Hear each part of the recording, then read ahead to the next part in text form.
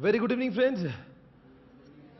मैं स्वप्निल पाटनी आपके सामने प्रस्तुत कर रहा हूं इस सब्जेक्ट को जिसका नाम है, tell me the long form of this subject. चलो यहां से चालू करते हैं। What is the long form of this subject? क्या नाम है इसका? अरे बोलो जल्दी से। चलो कमान, बहुत इंटरेस्टिंग नाम है। ऐसा नाम आपने कभी देखा नहीं होगा। कई लोगों को तो इसका नाम भी नहीं पता। वैसे इसका ISCA 4 शब्दों का मिलन बोलेंगे, information system control and audit. चलो इसके नाम पे 2 मिनट चर्चा करते हैं। आखिर इसका नाम ऐसा क्यों है? Information system control. आप मुझे बताओ इसका नाम ऐसा क्यों है? वैसे ये नाम जो है वो एक नहीं है। It is a made up of 3 different words. एक information system, 2 control, 3 audit. These are the 3 different words of the subject। इसका आप बताएंगे क्या कनेक्शन लगता है इसके बीच में? क्या इनके बीच में कोई कनेक्शन है? वैसे सब्जेक्ट चालू होने से पहले सब्जेक्ट के बारे में जानना बहुत जरूरी है कि ये सब्जेक्ट, देखो सब्जेक्ट तो पूरा पढ़ना ही है। कितने चैप्टर से वो भी मालूम है आपको? चलो मैं 3 ऑप्शन देता हूं, 5, 8, 12। आपने कुछ बोला ही नहीं sir. How would I know? आपको क्या लगता है? 8 चैप्टर्स, हाँ 8 सब्जेक्ट्स भी है और 8 बहुत आगे जाओगे आप। देखो भाई, जिस तरह से हमारे पास 8 सब्जेक्ट्स है, वैसे इस सब्जेक्ट में भी 8 चैप्टर्स है। फिर अब सवाल उठता है कि सर हर चैप्टर का वेटेज एक जैसा है या फिर कम ज्यादा कुछ किया गया है? यही वो सारे 8 चैप्टर्स है जो आने वाले 30 से 35 दिन में हम लोग पढ़ते रहेंगे। यही वही है 8 चैप्टर्स। ओके, आपके सामने फिर सवाल उठता है इनका वेटेज सेम होगा या फिर कम ज्यादा हो सकता है? Depends on ICI। There is no predictable format of इसका। Each and every chapter is equally important. कभी किसी अटेम्प्ट में किसी चैप्टर को बहुत वेटेज मिलता है, कभी वो कम मिलता है, right? Sometimes chapter number 8 is asked for 20 marks, sometimes it asked only for 15 marks, sometimes 10 marks. पर वैसे अंदाजा अगर मैं बात करता हूं तो पेपर आता है पूरा 120 मार्क्स का। सर 120 मार्क्स का सॉल्व सिर्फ 100 मार्क का ही करना होगा। एक क्वेश्चन आपको, वैसे क्वेश्चन पेपर का फॉर्मेट भी पहले समझ लेते हैं। ओके, यहां से शुरुआत करता हूं मैं। अब बताना क्या होता है क्वेश्चन नंबर 1, जो आपका होता है कंपलसरी क्वेश्चन, जिसको एग्जामिनेशन में 20 मार्क्स के लिए पूछा जाता है, जिसपे 5-5 मार्क के 4 क्वेश्चन पूछे जाते हैं जो कंपलसरी केस स्टडी बेस्ड होते हैं। अब क्वेश्चन नंबर 2 से लेकर 3, 4, 5, 6 और 7, ये क्वेश्चंस कितने हो गए भाई? पूरे मिला के 6 और मल्टीप्लाइड बाय 16। अब कितना हो गया टोटल स्कोर? 96। इसमें से एक ऑप्शन में दिया जाएगा जो बन जाएगा आपका स्कोर 80। फिर आप ये तो कितना हो रहा है? ये 96 और 20। फिर आपने कहा सर ये तो 120 मार्क का, ये तो 116 हो रहा है। पर होता क्या है, जो क्वेश्चन नंबर 7 है उसमें शॉर्ट नोट्स पूछी जाती है, जो 4-4 मार्क्स की 5 शॉर्ट नोट्स होती है, जिसमें से एग्जामिनेशन में सॉल्व करना होती है सिर्फ 4। तो वैसे विद ऑप्शन ये क्वेश्चन पेपर बनता है 120 मार्क्स का, जिसमें से सॉल्व करना है केवल 100 मार्क के लिए। फिर सवाल उठता है सर ये जो क्वेश्चंस होते हैं वो क्वेश्चन कैसे पूछे जाते हैं? 16 मार्क का डिवीजन ऐसे होता है 6, 6, 4। मतलब कोई भी क्वेश्चन आपके बुक में जो होगा उसका वेटेज 4 मार्क्स से कम एग्जामिनेशन में नहीं होगा। 2-2 मार्क के, 1-1 मार्क के जो क्वेश्चन इंफॉर्मेशन टेक्नोलॉजी में पूछे जाते थे वो अब यहां पे सिलसिला खत्म होगा। मिनिमम क्वेश्चन होगा 4 मार्क के लिए। पहले क्वेश्चन में 5-5 मार्क, दूसरे से लेके 6 नंबर में 6, 6, 4 और आखिरी वाला जो होता है वो 4 मार्क के लिए 4 शॉर्ट नोट्स होती है। तो वैसे अगर मान लीजिए पेपर अगर 120 मार्क का है और मेरे पास में अगर 8 चैप्टर्स है तो ये हर चैप्टर अंदाजन 15 मार्क के लिए तो होना ही चाहिए। और वैसे ही होता है, कभी कोई चैप्टर 12 मार्क के लिए, 15 मार्क के लिए, 18 के लिए, 20 के लिए ऐसे पूछे जाते हैं। एक डिस्क्लेमर देना चाहूंगा, अगर आज बैच का पहला दिन है और पहले दिन जो चैप्टर पढ़ा रहा हूं तो इसका यह मतलब नहीं कि वही चैप्टर इंपॉर्टेंट है और जो आखिरी दिन में पढ़ाऊंगा वो इंपॉर्टेंट नहीं है। Each and every chapter will have what? Equal weightage. तो जो मैं आज पढ़ा रहा हूं वो भी इंपॉर्टेंट है और जो आखिरी में पढ़ाऊंगा आखिरी दिन भी वो भी उतना ही इंपॉर्टेंट होगा जितना कि डे फर्स्ट। ऐसा मैं क्यों बोलता हूं? बिकॉज अक्सर मैं देखता हूं कि आखिरी दिनों में बच्चों की इंसानियत में खोट आ जाती है। भाई और बहना, आपको डे फर्स्ट के लिए जो मैं पढ़ा रहा हूं वो भी उतना ही इंपॉर्टेंट है, और आखिरी दिन भी जो पढ़ाऊंगा, इसीलिए आखिरी दिन तक आप मेरे सामने रहना। Okay, right? और वैसे भी इसका सब्जेक्ट के नंबर ऑफ क्लासेस के कंपैरिजन जो करेंगे अकाउंट से और एसएफएम से, डीटी आईडीटी से कंपैरिजन में क्लासेस बहुत कम होती है ना बच्चों? चलो बताओ, अकाउंट्स में कितनी क्लासेस होती है जनरली आजकल? 100, 120 तक भी पहुंच जाती है। एसएफएम ये क्या है? डीटी में कितनी होती है? 80, और आईडीटी 100 तक भी जा सकती है। और सबका वेटेज कितना है? 100 मार्क्स। इनके भी लेक्चर 3-3 घंटे के ही होते हैं। सवाल उठता है, इसका जैसा सब्जेक्ट भी क्या 100 मार्क के लिए? हां जी, और उसके नंबर ऑफ क्लासेस सिर्फ 35 है। अब बताओ, आप कॉस्ट बेनिफिट एनालिसिस करने वाले चार्टर्ड अकाउंटेंट्स हो, बताओ कहां पे फायदा ज्यादा है? इसका सब्जेक्ट में 1/3 पोर्शन है। If you compare with accounts, if you compare with DT एडिटीज के नंबर ऑफ क्लासेस का में, और उसमें भी अगर आप एब्सेंट रह रहे हो तो ये आपका बहुत बड़ा, मतलब इसका में एक दिन अगर एब्सेंट रहे तो मतलब अकाउंट्स के 5 दिन एब्सेंट हुआ।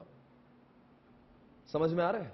इसके लिए इसका में एक भी दिन एब्सेंट रहना नहीं चाहिए, बिकॉज सब्जेक्ट ही छोटा है। एक दिन मैं पढ़ाऊंगा तो हर एक दिन जो पढ़ा रहा हूं तो 3 से 4 दिन में तो एक चैप्टर खत्म होता है।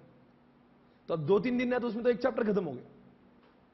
अगर 35 दिन की क्लास है, 8 चैप्टर्स में पढ़ाऊंगा तो ऑन एन एवरेज 3-4 दिन में एक चैप्टर खत्म होते रहेगा। The entire batch will be divided into 2 parts.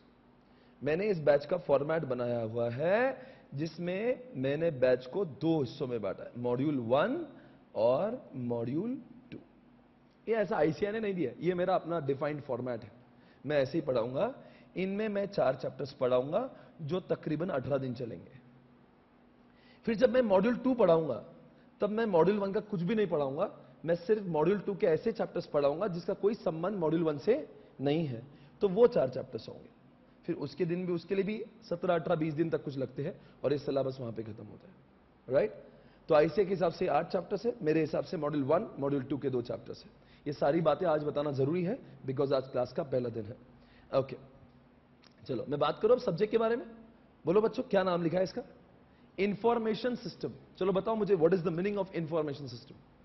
नाम को देखिए, इंफॉर्मेशन सिस्टम, इंफॉर्मेशन को देने वाला सिस्टम। ऐसा ही एक चैप्टर हुआ करता था, इंफॉर्मेशन टेक्नोलॉजी। कितने लोग आईपीसीसी पास हुए हैं यहां पे? बुरा मत मानिए, बताओ आईपीसीसी पास हुए? उसमें चैप्टर 4 का नाम मालूम है? सर अब कुछ बीते लम्हे क्यों याद दिला रहे हो? चैप्टर 4, जो लोग, कुछ लोग अभी हाल ही में आईपीसीसी पास हुए, जरा बताएंगे क्या नाम था इसका? Flow chart. बहुत आगे जाओगे आप। चैप्टर 4 का नाम था इंफॉर्मेशन सिस्टम, जिसमें हमने टीपीएस, एमआईएस, कुछ ऐसे याद है, एक्सपोर्ट सिस्टम, डीएसएस का जिक्र किया था। वो सारी चीजें जिस चैप्टर में पढ़ी थी वही चैप्टर का नाम फिर से दोबारा इस सब्जेक्ट का भी नाम बन रहा है। What is the meaning of information system? मतलब इंफॉर्मेशन देने वाले सिस्टम, मतलब एनी सॉफ्टवेयर, जरा शब्दों को तोड़ेंगे, any software which provides information is called as, थोड़ा सा और जाएंगे, any software which provides, come on everybody, valuable information is called as information system. पर सवाल उठता है, इंफॉर्मेशन किसको दी जा रही है? बोलो जल्दी से। आपको लगता है जो इसका सब्जेक्ट जो डेवलप किया है, it is develop from the आम जनता पॉइंट ऑफ व्यू और from the business point of view? मतलब you have to talk in the context of business, और जो मैनेजमेंट, मतलब हम लोग को एज अ बिजनेस सोचना होगा, क्या एक बिजनेस में सचमुच एक मैनेजर को बिजनेस करने के लिए क्या इंफॉर्मेशन की जरूरत पड़ती होगी?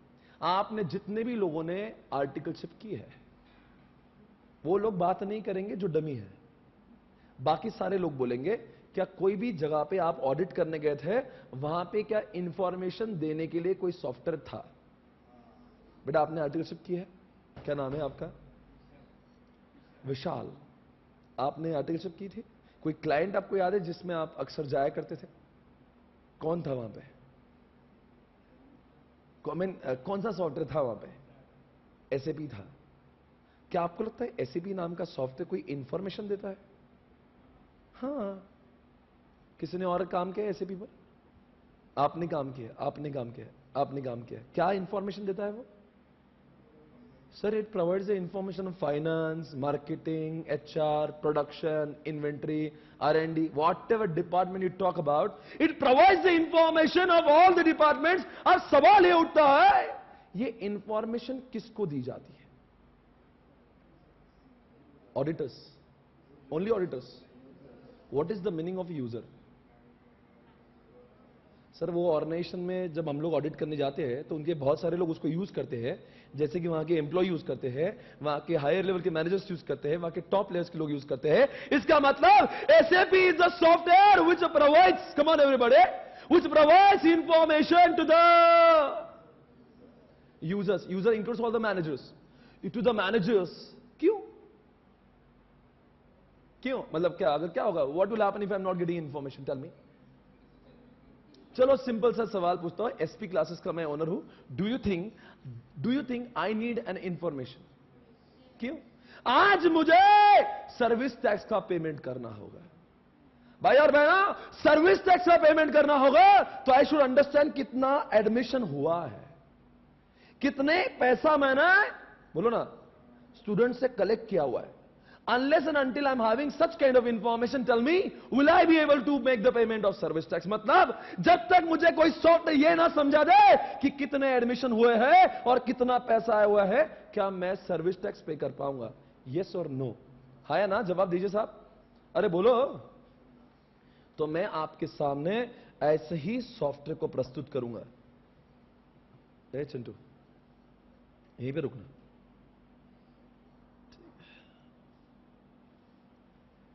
मैं आपके सामने कुछ ऐसे ही सॉफ्टवेयर को प्रस्तुत करूंगा। ध्यान से देखिए, ये वही सॉफ्टवेयर है जिसका मैं इस्तेमाल करता हूं। आपके सामने ये वो मेरा सॉफ्टवेयर है जिसका इस्तेमाल मैं करता हूं। सर ये काय का सॉफ्टवेयर है? ये सॉफ्टवेयर किस चीज का है? सर ये क्या चीज है? दोस्तों ये वो स्वप्निल पाटनी क्लासेस का सॉफ्टवेयर है, जो स्वप्निल पाटनी जो इस धंधे का मैनेजर है, उसको जिस भी सेंटर के बारे में भारत में जो भी चल रहा हो उसके बारे में जानकारी चाहिए, उसको सारी इंफॉर्मेशन इसी सॉफ्टवेयर से मिल जाती है। मतलब उनको देखना अगर है कि भारत, अभी ये जो आज का ही एडमिशन, अब देखो मैं आपको डेट दिखाता हूं। आज की तारीख क्या है भाई? आज की तारीख 10 मई है। ये 10 मई का ही डेटा है आपके सामने। और ये सिस्टम मेरे सारे एडमिशन आजकल ऑनलाइन ही होते हैं, पूरा भारत ऑनलाइन ही एडमिशन लेता है।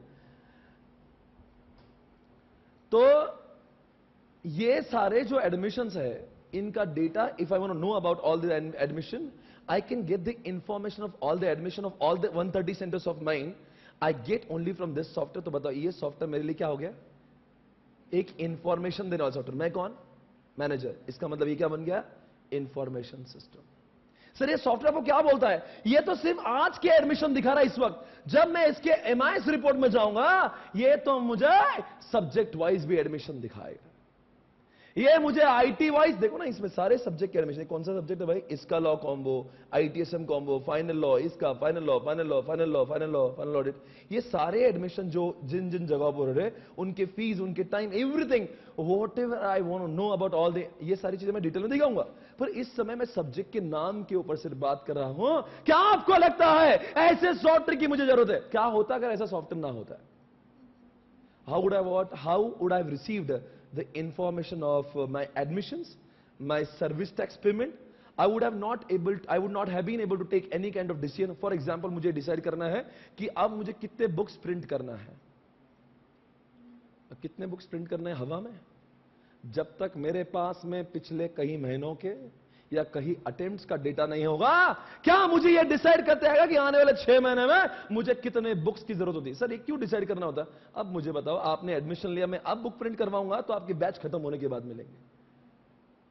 मेरे पास क्या, if I want to make any planning और if I want to take any kind of decision, I should have what? Come on, मेरे पास में इंफॉर्मेशन चाहिए, और जब तक इंफॉर्मेशन ना हो, चाहे वो प्रिंटिंग का हो, चाहे सर्विस टैक्स का डिसीजन हो, चाहे वो इनकम टैक्स को पे करने का डिसीजन हो, मैं तभी ले पाऊंगा, बोलो, जब मेरे पास में इंफॉर्मेशन होती है। तो स्वप्निल पाटिल ऐसे वेरी स्मॉल ऑर्गेनाइजेशन जिसको भी सॉफ्टवेयर की जरूरत पड़ रही है, तो when you go for an audit of big companies, big corporates, तो आपको लगता नहीं वहां पे सॉफ्टवेयर का होना बेहद जरूरी है। इसीलिए चार्टर्ड अकाउंटेंट होने के नाते हम जिन कंपनियों का ऑडिट करने जाएंगे, हमें यह तो पता होना चाहिए ऑडिट कौन से सॉफ्टवेयर पे करते हैं और उसका नाम क्या होता है। उन सारे तमाम सॉफ्टवेयर जो आज तक आपने यूज किए हैं, जो अपने क्लाइंट्स में देखे, not only SAP, come on everybody, वो सारे सॉफ्टवेयर जो आपके क्लाइंट्स यूज करते हैं, कम ऑन बोलो ना, उन सबका नाम पुट टुगेदर।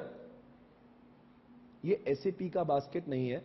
एसएपी हो, चाहे मेरा सॉफ्टवेयर हो, और भी कोई सॉफ्टवेयर देखे आपने, बान देखा होगा, और बैंक्स में काफी सॉफ्टवेयर यूज करते हैं। कभी फिनाकल का नाम सुना होगा, फिनाकल सुना है, काफी बैंक यूज करती है। तो इन सारे सॉफ्टवेयर से क्या मिलती है? इंफॉर्मेशन। तो इसी इंफॉर्मेशन प्रोवाइड करने वाले सॉफ्टवेयर का नाम इंफॉर्मेशन सिस्टम होता है, और हमारे सिलेबस के 8 में से 3 चैप्टर इंफॉर्मेशन सिस्टम पर बेस्ड है। आपको समझ आ रहा है? अब जब तक मैं इंफॉर्मेशन सिस्टम इस वर्ड को बताऊंगा ही नहीं, तो आपको ये पूछेंगे भाई इसका नाम इसका क्यों है? Because out of this 8 chapters, 3 chapters are meant and talking and what explain the concept of, फिर वो कैसे सॉफ्टवेयर यूज होते हैं, उनके बेनिफिट्स क्या है, उनमें टाइप्स क्या होते हैं, इनको डिटेल में हम लोग जानेंगे उन चैप्टर्स में। Are you there? Come on. चलो एक सवाल मैं पूछता हूं, टैली इंफॉर्मेशन सिस्टम है क्या? जवाब दीजिए मुझे भाई और बहनों, मेरा आपसे सवाल है, क्या टैली इंफॉर्मेशन सिस्टम है? हाँ, टैली थोड़े ना कोई इंफॉर्मेशन देता है, कुछ भी बोलते हो आप। आपको लगता है टैली इंफॉर्मेशन सिस्टम है? टैली वो अपना टैली, हाँ, टैली थोड़ी ना इंफॉर्मेशन सिस्टम, टैली तो सॉफ्टवेयर है। क्या आपको लगता है बेटा, आपको लगता है टैली सॉफ्टवेयर इंफॉर्मेशन देता है? कौन सी? सर फाइनेंशियल इंफॉर्मेशन देता है, पर वो कुछ काम की थोड़ी ना होती है, हाँ, छपरी इंफॉर्मेशन है। चलो एक सवाल मैं पूछता हूं, जितने भी यहां पे मान्यवर चार्टर्ड अकाउंटेंट बैठे हुए जो होने वाले हैं, आप जवाब देंगे कि टैली सॉफ्टवेयर के कारण जो इंफॉर्मेशन मिलती है, क्या उससे हम लोग कोई डिसीजन ले पाएंगे? Tell me any 5 different kind of decisions which can be taken on the basis of information provided by Tally. जवाब देंगे कोई ऐसी इन जनरल? कितना लोन लेना है बैंक से, ये तो मुझे तब समझेगा जब मेरे हाथों में बैलेंस शीट होंगी, हाँ या ना? चलो एक सवाल है, एक जवाब दिया डिसीजन। कौन सा डिसीजन? लोन वाला। और दूसरा डिसीजन, मुझे टैक्स पेमेंट करना तो P&L अकाउंट का नेट प्रॉफिट पता होना चाहिए। दूसरा डिसीजन है टैक्स। और अगर मुझे इन्वेस्टमेंट करना है तो पहले चेक करना पड़ेगा बैंक में कितना पैसा है, कैश इन हैंड कितना है, और बाकी लिक्विड और जो भी आप एसेट्स बोलते हो उनमें कितना पैसा है। मतलब इन्वेस्टमेंट का भी मैं तभी कर सकता हूं। और मुझे बताएंगे आप? बस इतने 3 डिसीजन ले सकते हैं जी। कौन सा? रेशियो नहीं, मुझे डिसीजन चाहिए। परचेस करना है बेटा, परचेस के लिए क्या मालूम होना चाहिए? वो क्या स्टॉक की जानकारी हमें टैली से मिलती है? जी हां। और कोई जवाब देंगे? हेजिंग के बारे में। ओके, हेजिंग के बारे में जो डिसीजन लेना, वही बोल रहे जो एसएफए में जो पढ़ते हैं, हेजिंग वाली बात कर रहे हो? हाँ चलेगा, वो भी हेजिंग टाइप का। और कुछ बताएंगे? सेल्स टारगेट, या फिर कितना सेल्स हमें अगले महीने में एक्सपेक्ट करना है, या कितना सेल्स पर्सन को बोलना है। अब सोचिए, मुझे भी अगर कितने एडमिशन एक्सपेक्ट करना चाहिए, या मेरे फ्रेंचाइजी को टारगेट देना चाहिए, ये तो मैं तभी टारगेट दे सकता हूं जब अभी तक का सब डेटा मेरे पास में अवेलेबल होगा। तो ऐसे अनगिनत डिसीजंस, जैसे फॉर एग्जांपल कोई कंपनी का मर्जर हो रहा है, but merger can not happen without seeing the balance sheet. Come on, merger के लिए तो सबसे पहले उन दोनों ऑर्गेनाइजेशन की बैलेंस शीट की जानकारी वहां पे एक्सपर्ट को होना जरूरी है, तब जाके एक्सचेंज रेशियो डिसाइड होगा। अरे बोलो, तो इसका मतलब है, कम ऑन एवरीबॉडी, टैली जैसा सॉफ्टवेयर आपको क्या दे रहा है? फाइनेंशियल इंफॉर्मेशन दे रहा है। किसको? जो इंसान फाइनेंस में डील करता है, फाइनेंस मैनेजर, ताकि फाइनेंस मैनेजर क्या ले सके? That's all.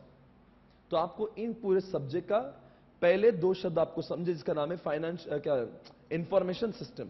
पर एक सवाल पूछता हूं मैं, आजकल ऐसे सॉफ्टवेयर के ऊपर डिपेंडेंसी ज्यादा हुई है कम हुई है जितना आपने देखा है? क्या आजकल मैनुअल काम ज्यादा चल रहा है या ऑटोमेटेड काम चल रहा है? आपकी बात नहीं कर रहा हूं, आप स्टूडेंट हो, आपका बिजनेस अभी तक चालू नहीं हुआ, and I am not even talking about your CA firm where you used to work, I am talking about all the clients where you used to go. उन क्लाइंट्स के बिजनेस को देखो, can you imagine their business without software? Can you even imagine audit without their software? I mean कुछ नहीं कर सकते, you are helpless. ये कोई पानीपुरी का बिजनेस नहीं है, आया कितना गया कितना। You are running a big business, come on, you are managing multinational companies यार। तो अगर मान लीजिए वो बाबा पतंजलि की बात कर लूं मैं, जिसका 10,000 करोड़ का टर्नओवर हो चुका है इस साल में, अब सवाल उठता है क्या बाबा भी इंफॉर्मेशन सिस्टम का इस्तेमाल करते होंगे? अगर नहीं करते तो बाबा आज पतंजलि को नहीं चलाते। चाहे वो कोई बाबा हो, चाहे कोई बिजनेस करने वाला हो, बिजनेस करना है, धंधा करना है, you need an information and you need what? Software. चलो बताओ, can I imagine my business without software? No. अरे बताओ कि इस बिजनेस के ऊपर मेरी डिपेंडेंसी ज्यादा है कि कम? मेरे एडमिशंस कहां से होते हैं? इस जगह से। एक, सिर्फ एडमिशन बोल रहा हूं। नंबर 2, मेरी किताबें बिकती कहां से? इस सॉफ्टवेयर से। मेरे किताब, अब देखिए सिर्फ किताब बिकना मेरा काम नहीं है, अब बिकने के बाद में मुझे सेल भी करना है, आई मीन डिलीवरी करना है। डिलीवरी सिंपल सी बात है, people has what? People purchase books online. अब मेरे वेबसाइट पे people can by online my books, my DVDs, my data can be purchased online. मेरा, अर्शद का, अंकिता का, सर का, सबके बुक्स अगर परचेस करते, मेरे लॉजिस्टिक डिपार्टमेंट में 3 लोग काम करते हैं। They can dispatch, they can deliver goods on time only if they get timely information, if they get accurate information. But from where do I get the information? मेरे पास कोई वही किताबें नहीं। what I'm having, what, come on, my people are using what? Such kind of software, come on, check it out. ये है software जिसके द्वारा मुझे ये समझता है, मुझे ये समझता है, मुझे ये समझता है। बोलो क्या समझता है?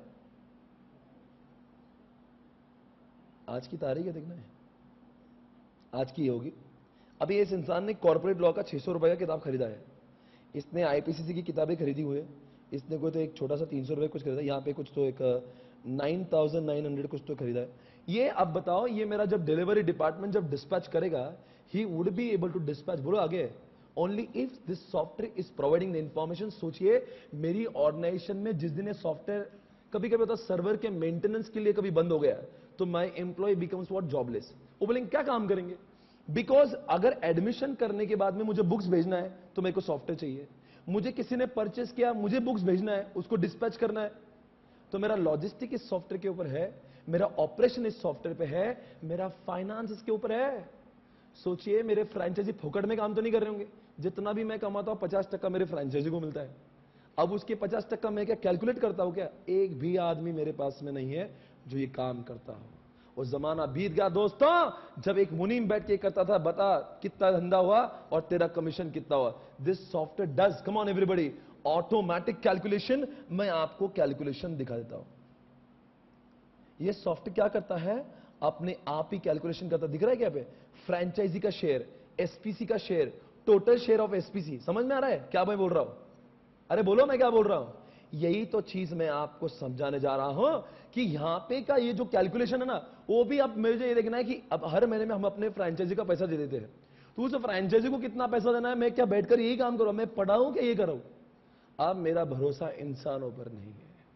आप समझ रहे होंगे कितना मैं आपको यकीनन दिलाता हूं, या मतलब वादा करके क्या बोलते, एहसास दिला के कह रहा हूं कि सच्ची मुच्ची मैं चेक ही नहीं करता हूं, वो सिर्फ मैं देखता हूं फ्रॉम और टू डालता हूं, उसके बाद में वो दिखाता है इन फ्रेंचाइजी को इतना पैसा देना है। मैं सिर्फ उतना वो एक्सेल शीट डाउनलोड करता हूं जो कि वो बैंक के फॉर्मेट में आता है, और मल्टीपल एक ही सबका मिला के एक चेक निकालता हूं और सबका बल्क में पेमेंट होता है। इतना मैं आसानी से काम कर रहा हूं, इतना बड़ा, only because of this software.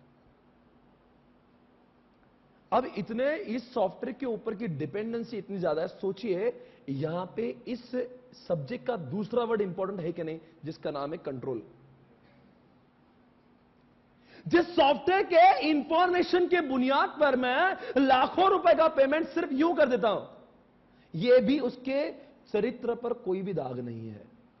इसीलिए अगर यह कंट्रोल नहीं होता तो मैं, अरे ये बोल रहा 4 लाख देना, तो मैं 4 लाख को एक बार भी चेक नहीं करता। अगर मैंने यही इंफॉर्मेशन कोई आदमी देता ना, तो मैं 10 बार चेक करता। पर since this information is provided by कौन? The software don't even think about it, even once वो बोलता है मैं पेमेंट करता हूं। This is how it is so fast. And tell me कितना कितना कितना कंट्रोल होना इस सॉफ्टवेयर पे जरूरी है? बताओ क्या कंट्रोल जरूरी है? बोल रहे नहीं यार। सर पहली बात तो ये सॉफ्टवेयर का एक्सेस ही किसी और को नहीं मिलना चाहिए। सोचिए, my franchisees are able to manage manipulate data, तो अपना शेयर तो लाखों में बढ़ा लेगा। Are you getting what I am saying? दूसरी बात, आपको लगता नहीं ये software should be virus free? What will happen if data gets corrupted? अरे मेरे पास लिखा हुआ ही नहीं गई। आई हैव, अभी मान लीजिए कल से के डेटा उड़ गया और आप बोल रहे हैं कि फ्रेंचाइजी को कितना पैसा देना है, अब राम भरोसे वो जितना बोलेगा उतना देना पड़ेगा मुझे। मेरा कितना डिपेंडेंसी? वायरस फ्री, इसलिए मुझे एंटीवायरस लगाना पड़ेगा। नंबर 2, मुझे इसके पासवर्ड लगाना पड़ेगा। और तीसरी चीज, since the data is getting uploaded on the cloud, ये जब डेटा ट्रैवल होएगा नेटवर्क से, it has to be encrypted so that I can save my system from the hackers. आजकल क्या करते हैं उनके हैकर्स? इसको हैक करते और डेटा को इनक्रिप्ट करते उनके प्राइवेट की से, और फिर अपने को डेटा एक्सेस बोलता है, डेटा एक्सेस इज डिनाइड। और वो हैकर बोलता है 5 लाख रुपए देता तब तक तुझे एक्सेस नहीं दूंगा मैं। मतलब वो डेटा तुम्हारा है, तुमको दिखता है, पर वो लॉक लगा हुआ है, it can not open. It will open only if he provides the desired की। सोचो कैसा ब्लैकमेल। एक जमाने में ब्लैकमेल करने का तरीका अलग था, अब कैसा हवा में ब्लैकमेल कर रहा है। वो ईमेल डालता है कि तेरा डेटा तुझे देखना है ना, तो 5 लाख रुपए ट्रांसफर कर पहले, फिर मैं की भेजूंगा, की डालना, फिर डेटा खुलेगा, वरना डेटा इज गॉन। और जब डेटा नहीं खुलेगा तो मैं काम कैसे करूंगा? मेरा काम तो बंद हो गया। तो इसीलिए इनक्रिप्शन, इसीलिए एंटीवायरस, इसीलिए पासवर्ड्स, इसलिए इस टाइप का सिक्योरिटी कंट्रोल होना मेरे सॉफ्टवेयर पे बेहद जरूरी है। तो बताओ, ये इंफॉर्मेशन सिस्टम के साथ में कंट्रोल जो शब्द है, उसके ऊपर भी हमारे सिलेबस के 3 चैप्टर निर्भर है। तो चार्टर्ड अकाउंटेंट, जो चार्टर्ड अकाउंटेंट अब अपने खुद के लिए या फिर अपने क्लाइंट्स के इंफॉर्मेशन सिस्टम यूज करेगा, तो उसको यह भी पता होना चाहिए वो इंफॉर्मेशन सिस्टम खतरे से खाली नहीं। और उसको यह भी पता होना चाहिए जो डर है, उस डर के लिए कंट्रोल्स लगे। मतलब क्या होता, मान लीजिए कंट्रोल शब्द अगर नहीं दिया होता और आपको इंस्टीट्यूट सिर्फ इंफॉर्मेशन सिस्टम पढ़ा दी, information system awesome, it gives you variety of reports, quality report, 1 number report, और आपको कंट्रोल नहीं पढ़ाया, you will advise your clients to implement information system, और 4 दिन में डेटा उड़ गया ना, आपको भी उड़ा देगा और आप बहुत ऊपर जाओगे। ट्राई टू अंडरस्टैंड, हमारे क्लाइंट का एक हमारे ऊपर बाय नेचर एक ट्रस्ट होता है, और आप उसको बोले तू ऐसी भी लगा ले, तू ये कर ले, बहुत मजा आए, क्या रिपोर्ट निकाले, और बाद में 4 दिन के बाद में उसकी बजा दिया किस आपकी ले लेगा। See, before you advice, even you should know कि उसमें कोई थ्रेट्स है। चलो मैं आप सभी से पूछता हूं, आजकल आप भी इंफॉर्मेशन सिस्टम का प्रयोग करते होंगे, क्या क्या थ्रेट्स आपने देखे होंगे? What all threats you have seen in information systems? ऐसी जनरल पूछो, क्या क्या गलत हो सकता है? चलो एक बार लेट्स डिस्कस कि क्या गलत हो सकता है। अरे भाई, कंप्यूटर में क्या गलत हो सकता है? What wrong can happen? क्या थ्रेट्स है? देखो, दुनिया में अगर छोटे लोग नहीं होते तो घर पे ताले भी नहीं होते। तो दुनिया में क्या है कि थ्रेट पहले है? अरे बोल रहे नहीं, दुनिया में अगर थ्रेट ही नहीं होगा तो कंट्रोल की जरूरत ही नहीं है। तो जब ऐसे कंट्रोल शब्द की बात करते हैं ना, उन सारे चैप्टर में सिर्फ कंट्रोल की बात नहीं करती है, वो आपको थ्रेट्स को भी ठीक से समझाती है कि इतने सारे थ्रेट्स आपके साथ में हो सकते हैं जिसकी वजह से आपकी इंफॉर्मेशन सिस्टम और डेटा की खड़े खड़े वाट लग सकती है। तो आपको, अगर आप चार्टर्ड अकाउंटेंट हो और अपने क्लाइंट को आप इंफॉर्मेशन सिस्टम को एडवाइस कर रहे हो, बोला आगे, तो आपको you have to make him aware about कि देख भाई, हमने बोला है सब सही है, पर हमने सुना है, हमने देखा है कि कहीं ऑर्गेनाइजेशन के साथ में ये सब कुछ भी होता है। तो मैं वही पूछ रहा हूं, क्या हो सकता है भाई? डिटेल में तो मैं पढ़ाऊंगा, आपका नॉलेज चेक करना चाहता। आपने सीए फर्म में कभी कोई डेटा लॉस या कभी कुछ ऐसा सुना है? आपके सीए फर्म में कंप्यूटर में क्या खतरा या कभी आपने डर महसूस किया? डेटा लॉस, कभी किसी ने अपने सीए फर्म में डेटा लॉस होते देखा है? हार्ड डिस्क करप्शन का किसी, पूरा हार्ड डिस्क कैसा महसूस हुआ? सर हमारा तो ठीक था, बॉस की लग गई। क्योंकि क्लाइंट जो बजाता है ना, उसको आप ये नहीं बोल सकते डेटा करप्ट हो गया। वो बोलेंगे तू करप्ट होने से पहले डेटा वापस ये कर ले, क्योंकि उसको फाइन लगेगा। तुम ये नहीं बोल सकते करप्ट हो गया। इसीलिए आप लोग को डेटा लॉस पता होना चाहिए। ये सबसे बड़ा, देखो दुनिया में दो चीजों पैसों से नहीं खरीद सकते। कौन सी? एक मां का प्यार और दूसरा डेटा का लॉस। एक बार जो जाता है ना, ये एक बार समझो डिलीट हो गया, उसके बाद में सिर्फ वो डिलीट ही हुआ है, it can not come back, right. इसलिए डेटा लॉस का कंट्रोल, बताएंगे डेटा लॉस है तो कंट्रोल कुछ है? बैकअप। बेटा बहुत आगे जाओगे। और कोई थ्रेट बताएंगे? जैसे कि वायरस, कंट्रोल बताएंगे। चलो मैं आपसे और एक पूछता हूं, पावर फेलियर को आप मानते हो क्या थ्रेट है? वैसे सी आर्टिकल के लिए ये हेल्पर है। अगर किसी सी आर्टिकल को पूछा है कि ये जो पावर फेलियर जो है वो थ्रेट है या क्या है, बोले बिल्कुल थ्रेट नहीं, इसमें तो आनंद आता है। मतलब ये ऑफिशियल टाइम पास का बहाना है, बॉस देखकर भी कुछ नहीं कर सकता। भाई और बहना, ये मैं आपकी बात नहीं कर रहा, मैं बात कर रहा हूं, बोलो किसकी? एक ऑर्गेनाइजेशन की पावर फेलियर जब होता है ना, तो फॉर एग्जांपल ईवाई में 5 घंटे के लिए लाइट गई, अब 300 चार्टर्ड अकाउंटेंट खाली खाली बैठे हुए हैं। एक चार्टर्ड अकाउंटेंट जब क्लाइंट के लिए काम करता है तो 5,000, 10,000, 20,000, 25,000 रुपए 1 घंटे का चार्ज करते हैं, बराबर है? सही बोल रहा हूं? अब ये अगर आपने 300 चार्टर्ड अकाउंटेंट का 5 घंटा बर्बाद किया, मतलब कि आपने 1500 घंटे बर्बाद किए। 10,000 का एवरेज लगा लो, तो मतलब आपका 15 लाख, शायद से 15 लाख का खड़े खड़े लॉस हो गया। तो आपका power failure can not be tolerated. ये थ्रेट्स है। बताओ इसका कंट्रोल क्या होगा? वेरी गुड, क्या नॉलेज है, क्लास की जरूरत ही नहीं है आपको। और बताएंगे कोई थ्रेट्स? कभी आपने ये सुना है वर्म्स? वर्म्स वो होता है, इट कॉपीज इटसेल्फ, जो अपने आप को कॉपी करता है। एक वर्म अगर मैंने आपके कंप्यूटर में घुसेड़ दिया ना, उसके बाद में it will increase in geometric progression. एक बनेंगे 2, 4, 8, 16, 32, इतने बढ़ेंगे ना, मां कसम, एक दिन कंप्यूटर में डेटा कम और वर्म्स ज्यादा हो जाएंगे। अरे वर्म्स नाम की भी चीज होती है, कभी देखना अपने फोल्डर अपने आप कॉपी होते और आपको गुस्सा था, एक कॉपी नहीं सिर्फ शॉर्टकट हुआ है, वो सब वर्म्स होते हैं। कभी आपने ये सुना है? और कभी कुछ थ्रेट सुना है? मैं आपको सुना था, बॉम्ब होते, बॉम्ब, वायरस बॉम्ब्स। जैसे उसका टाइम बॉम्ब होता है, एक लॉजिक बॉम्ब होता है। टाइम बॉम्ब अगर डाल दिया आपके लैपटॉप में, जिस समय वो टाइम लिखा है उस समय पे वायरस ब्लास्ट होगा, कंप्यूटर के चिथड़े चिथड़े उड़ जाएंगे। नॉट एक्चुअल में लॉजिकल चिथड़े, मतलब डेटा वेटा सब उड़ गया, ऑपरेटिंग सिस्टम उड़ गया, चलने लायक नहीं रहेगा। इसको बोलते हैं बॉम्ब। कभी ट्रोजन हॉर्स सुना है? कभी देखना आप एंटीवायरस चलाते हो ना, तो लिखता है 2 ट्रोजन फाउंड, 3 ट्रोजन फाउंड, ऐसा आता है लिखे। Have you heard what is that? चलो मैं आपको बोलता, आपने कभी कभी ईमेल का बोलता ना, please click here to download, ऐसा आता है। बहुत बार ऐसे स्पैम ईमेल्स आते हैं आपको, और उसमें अगर आपको ये गेम को एंजॉय करना है तो क्लिक हियर एंजॉय, ऐसा कुछ आता है ना। बोलते फ्री सॉफ्टवेयर आएगा या फ्री एप्लीकेशन आएगा, क्लिक हियर, फोकट में आएगा। पर आपको पता है वो आपको फॉर एग्जांपल फ्री वो कोई स्पोर्ट्स दे रहा है आपको, या फ्री कोई गेम्स दे रहा है, तो वो क्लिक करते हो ना, तो कभी क्लिक मत करना। वो फोकट में इसलिए आया है, वो आपके कंप्यूटर में घुस के बैठेगा। व्हेन यू क्लिक, अब वो स्पैम अगर होगा तो वो क्लिक होगा, वो नीचे आएगा, आपको लगेगा आपको वो एप्लीकेशन डाउनलोड हो रहा है, पर वो एप्लीकेशन के साथ साथ में ट्रोजन भी डाउनलोड होते हैं। और ट्रोजन क्या करते हैं? आपके कंप्यूटर में छुप के बैठ जाते हैं। तो क्या करते हैं सर बैठ के? फिर उसके बाद में आपने कंप्यूटर में कभी भी आईडी, कभी भी पासवर्ड एंटर किया कि ट्रोजन हॉर्स ने किया कैप्चर। सर कैप्चर करके करता क्या वो? जिसने उसको बना के भेजा है ना, जैसे आप इंटरनेट के संपर्क में आए कि आपके कंप्यूटर के, फेसबुक के, जीमेल के, बैंक के पासवर्ड के धज्जियां उड़ा के इज्जत लूट के लेके गया। इसके बाद में आप बोलते हो मेरा account has been hacked. How it has been hacked? Because आप ही ने तो डाउनलोड किया था, but you did not even understand कि आपकी बजा के गया वो। भाई कम से कम देखो, कंप्यूटर का जो थ्रेट है ना, उसका दर्द ही अलग है। इंसान को क्या है, बजने का प्रॉब्लम नहीं है, पर ये तो समझते हैं बजाए कौन।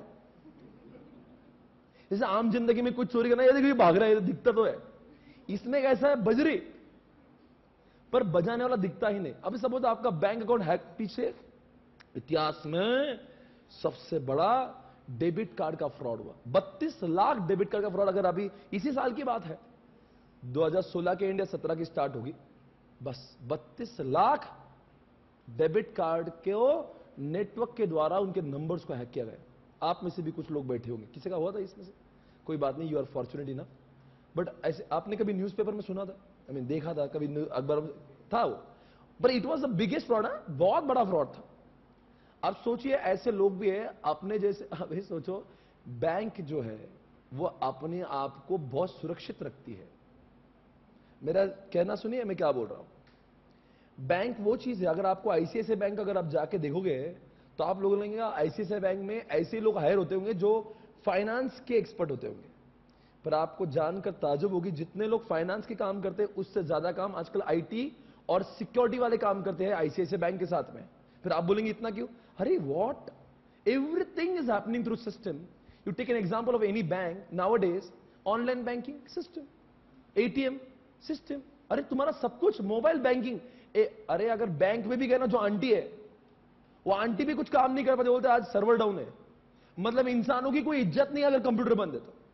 Every small thing is happening through what? तो बताओ ये सिर्फ इंफॉर्मेशन सिस्टम लगाते नहीं है, आगे बोलो। ऐसे बैंक वालों को तो पहले पता होना चाहिए थ्रेट्स क्या होते हैं और कंट्रोल क्या होते हैं। अब सोचिए इतने लोग होने के बावजूद भी हैकर्स उनको बजा के गए, तो अपने जैसों का तो हिसाब ही नहीं है। इसलिए आप सभी से एक बात कहना चाहता हूं, अगर आप डेबिट कार्ड को कभी भी कहीं पे भी शेयर करते होंगे भाई और बहनों, तो आपने वहां पे HTTP के साथ में S लगा हुआ देखना चाहिए। S माने वहां पे सिक्योर्ड सॉकेट लेयर होता है, उस नाम का एक सुरक्षा कवच होता है। मतलब एवरीथिंग इज हैपन, आप उस पे पासवर्ड एंटर करते हो तो डेबिट कार्ड का नंबर गेट्स व्हाट इनक्रिप्टेड, वो किसी और इंसान को नहीं दिखेगा, पर आम जनता इससे अनजान होती है। पीछे तो कई लोगों ने एक नया फ्रॉड चालू किया था, आजकल काफी लोग जागरूक भी हो गए। मेरा one of my employ also has suffered from losses. आपने ऐसे कभी सुना था, एक लड़की या कोई ऐसा लड़का कॉल करता है और they say as if they are calling from call centre, और मेरे एम्प्लॉय को फोन कॉल आता है, और ऐसा हजारों लोगों के साथ में कई लोगों को आया भी होगा। अब वो क्या बोलती है, sir good evening, I am calling from ICICI bank, may I speak to Basappa? Yes, I am speaking. बोले right now I found one hacking attack on your account and your account is being hacked. It's been hacked.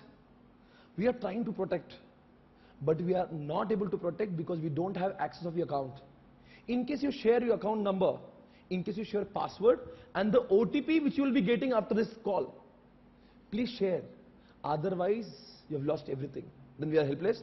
Then ICICI Bank will not be responsible for that. और ऐसी English बोलेगी ना, आपको दूर दूर तक समझ में नहीं आएगा, ऐसा प्यार में इज्जत लेके जाएगी, ऐसा लगेगा क्या मिठ्ठे में इज्जत लूट गई। और ये बंदा मेरा उसको पूरा दे रहा है आईडी, मैडम लीजिए ना आईडी ले, कुछ भी करो मैम बजाना मत।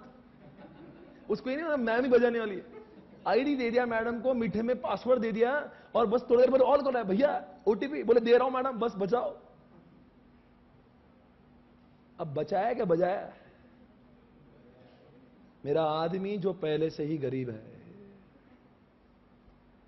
उस बेचारे गरीब आदमी तक का इनको तरस नहीं आया।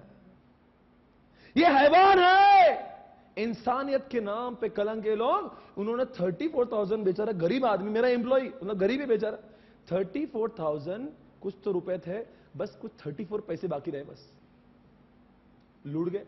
उसके बाद में इसको मैसेज मिल रहा है, account has been debited by 5,000, 3,000, 4,000, खड़े खड़े लुट गया। जब तक बैंक पहुंचा तब तक तो पूरा नंगा हो चुका था। अब ट्राई टू अंडरस्टैंड, आपके साथ में ये सब हो सकता है, इसी को ही तो कहते हैं इंफॉर्मेशन सिस्टम के थ्रेट्स। और इसीलिए चार्टर्ड अकाउंटेंट को भी सावध रहना चाहिए और अपने क्लाइंट्स को भी सावध करना चाहिए, ना कि सिर्फ तुम्हें थ्रेट्स पता होना चाहिए, पर थ्रेट के साथ साथ में कम ऑन एवरीबॉडी, आपको कंट्रोल्स भी पता होना जरूरी है। बोलो सही है? आपने हमारे एक ऐसे आए दिन आजकल थ्रेट्स होते हैं, फ्रॉड होते हैं। अच्छा, इस बंदे का तो बोलना भूल गया, उसने फिर बाद में उस नंबर पे कॉल किया कि आपने मेरे साथ क्या किया। अभी आप लोग के पास पैसा है, मेरे पास पैसा है, हमको भी 34,000 का लॉस हुआ तो दर्द होएगा, दर्द नहीं दर्द डिस्को होएगा, बराबर क्या नहीं? आप बताओ, उसको तो दर्द डिस्को का पहाड़ हो रहा होगा। आप बताओ, ये आदमी ने वापस कॉल किया, मैं तो बहुत चिल्लाया, मैंने कहा है यार मैं क्लास में पढ़ाता हूँ हमेशा, तूने कभी मेरा क्लास तो देखा होगा, कभी सुना होगा। उसको भी अगली बार से बोला तू भी क्लास अटेंड कर। अब उसको बोला कि अब तो कम से कम कॉल तो कर, पूछ तो सही है कि आखिर बजाया तो किसने बजाया। तो दो हरामी लोग वहां पे फोन पे बोल रहे, बोले हमने कितना आसानी से तुम्हें मतलब ये जले पे उसको ऐसा तड़पाया। इसको 34,000 का तो नशा अलग था, पर जो उन्होंने टॉर्चर किया ना, मानसिक अत्याचार, कि तू कितना बेवकूफ है पागल, कि तुझे कैसा हमने उल्लू बनाया, ये इट हर्ट्स। और आपके साथ में भगवान करे ऐसा दर्द नहीं होना चाहिए। आजकल फेसबुक और व्हाट्सएप सोशल मीडिया हैक होना एक शौक बन चुका है। किसी के साथ में हुआ है? और क्या हुआ भाई? मैं वही बोल रहा हूं, आजकल ये काम जो है 2 दिन पहले ही हुआ। एप्पल फोन के 1000 यूजर्स का व्हाट्सएप हैक हुआ था। माने क्या हुआ था फिर उसमें? हाँ जी, सबका हैक हुआ है। अच्छा, मतलब वो आपके सिस्टर्स के बिहाफ पे मैसेज कर रहा था और मैसेज रिसीव कर रहा था। ऐसा ही महिलाओं के साथ में ज्यादा हो रहा है। अब सोचिए, बात बहुत संगीन हो सकती है अगर तुमने सोशल मीडिया का नेगेटिविटी देखा होगा। अपनी एक स्टूडेंट की सिस्टर, उसका अकाउंट हैक हुआ। हैक होने तक ठीक था, फेसबुक अकाउंट हैक हुआ। हैक होने के बाद में वो हैकर रुका नहीं, उसने हैक करने के बाद में सारे पिक्चर्स चेंज किए और वहां पे वाहियात, ऑप्सीन मतलब अब समझ रहे हो मैं किसकी बात कर रहा हूं। सारे नाम इसका, प्रोफाइल इसका, सारी इंफॉर्मेशन इसकी, और फोटो ऐसे है जिसमें चेहरा भी इसका। अब आप बताओ, आपके साथ में या मेरे साथ में हो रहा था, हम तो विल गो क्रेजी। अरे social media it goes viral like anything यार। आपके अब you can not even imagine about your self like this. अब जो इंसान आपकी प्रोफाइल देख रहा है, how he will understand this account is being hacked? ये तो सिर्फ हमारा ही दर्द है।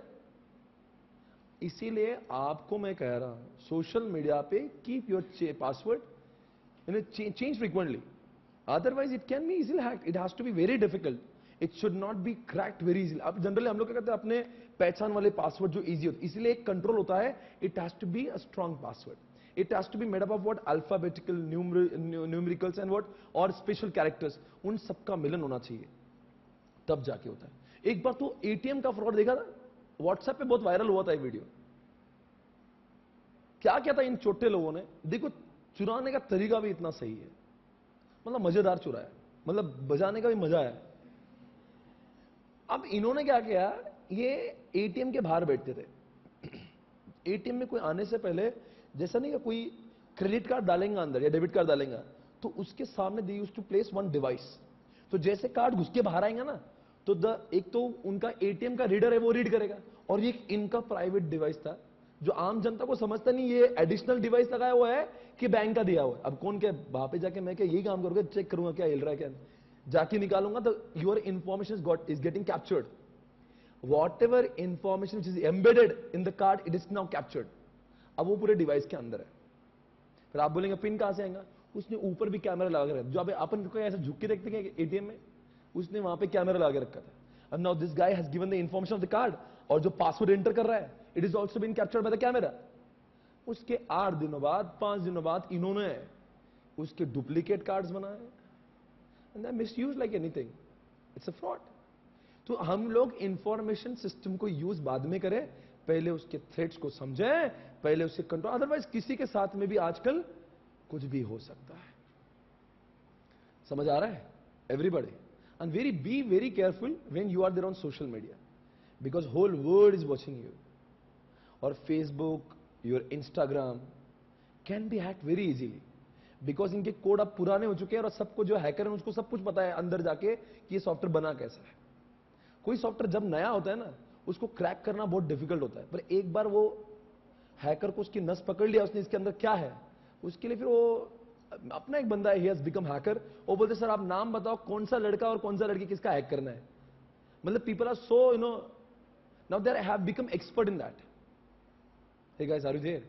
इन सब की बातें क्यों कर रहा हूं मैं? Because right now I am discussing about what threats. चलो tell me some of the control which you know about. आपने सीएफएम में कौन से कंट्रोल लगाए हुए कंप्यूटर्स के ऊपर? सीएफएम में कुछ करते हो कि नहीं करते हो? और कितने लोग आर्टिकलशिप करते हैं यहां पे? क्या सारे डमी बैठे? बेटा आप आर्टिकलशिप करती हो सच्ची? एक कंट्रोल बताओ। अगर आपने एक कंट्रोल नहीं बताया ना तो हम सब समझ जाएंगे। बता। बैकअप बेटा मैंने पहले ही लिखा था, दूसरा बोलो। मैं 3 गिनूंगा, वरना सब समझ जाएंगे। 3, 2, एक, जल्दी बताओ, पूरा इंडिया इंडिया दिख रहा है आपको? इनक्रिप्शन, इनक्रिप्शन, यस, बहुत आगे जाओगे आप, आपकी इज्जत बचाई। और बताओ भाई। हाँ, बैकअप सर्वर्स होते हैं। और कुछ बताएंगे? वेरी गुड, मैं पासवर्ड लिखना भूल गया था, ये तो सबसे इंपॉर्टेंट ही है। सीसीटीवी, फिजिकल चोरी के लिए। अरे आजकल तो छोटे लोग, अब जिसको अभी हद देखना, एटीएम का चोरी, वो आदमी सीसीटीवी में दिख रहा है, उसने एटीएम को बहुत कुछ करने के उसके वो क्रैक हुआ नहीं, उसका दिमाग खराब हुआ। एटीएम को क्रैक नहीं करूंगा बोले, अब उठा लूंगा। ये हावला आदमी एटीएम को उठा के लेके गया और उसकी वीडियो यूट्यूब पर भी है। एटीएम थेफ्ट करके डालिए आप, यू विल फाइंड। अरे एटीएम को, अरे थोड़ी तो देखो, थोड़ी तो इज्जत रखिए। एटीएम को भी कोई उठा के ले जाएंगे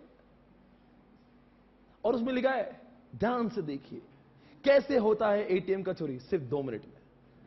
अरे क्या टाइटल है हमारे यार, मतलब तो ऐसी चोरियां सीसीटीवी से समझ में आती है।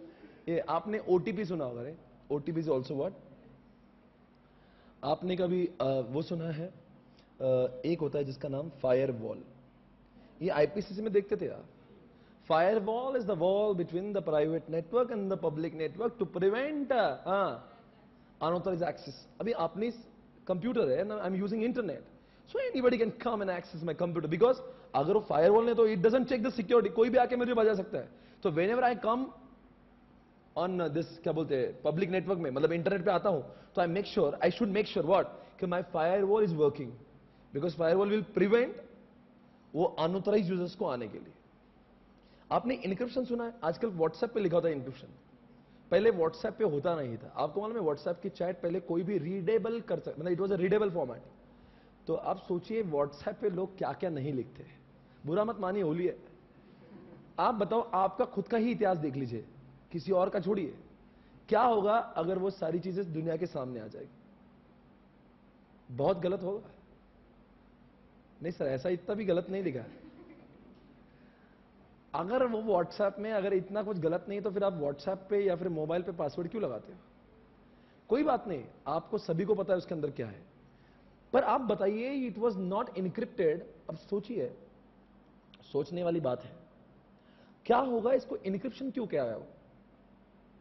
अरे यार, व्हाट्सएप पे अगर मैं कोई कॉर्पोरेट इंफॉर्मेशन शेयर कर रहा हूं, people were what reluctant to use WhatsApp. WhatsApp का यूसेज कॉर्पोरेट लोग करते ही नहीं थे। After they started what encryption, तो people now you inviting in the corporate also. देखो, पहले email was the only formal medium of communication, now WhatsApp is also becoming, because WhatsApp has given you the security. बोलते कि अब आपका chat आपके अलावा कोई नहीं देखेगा।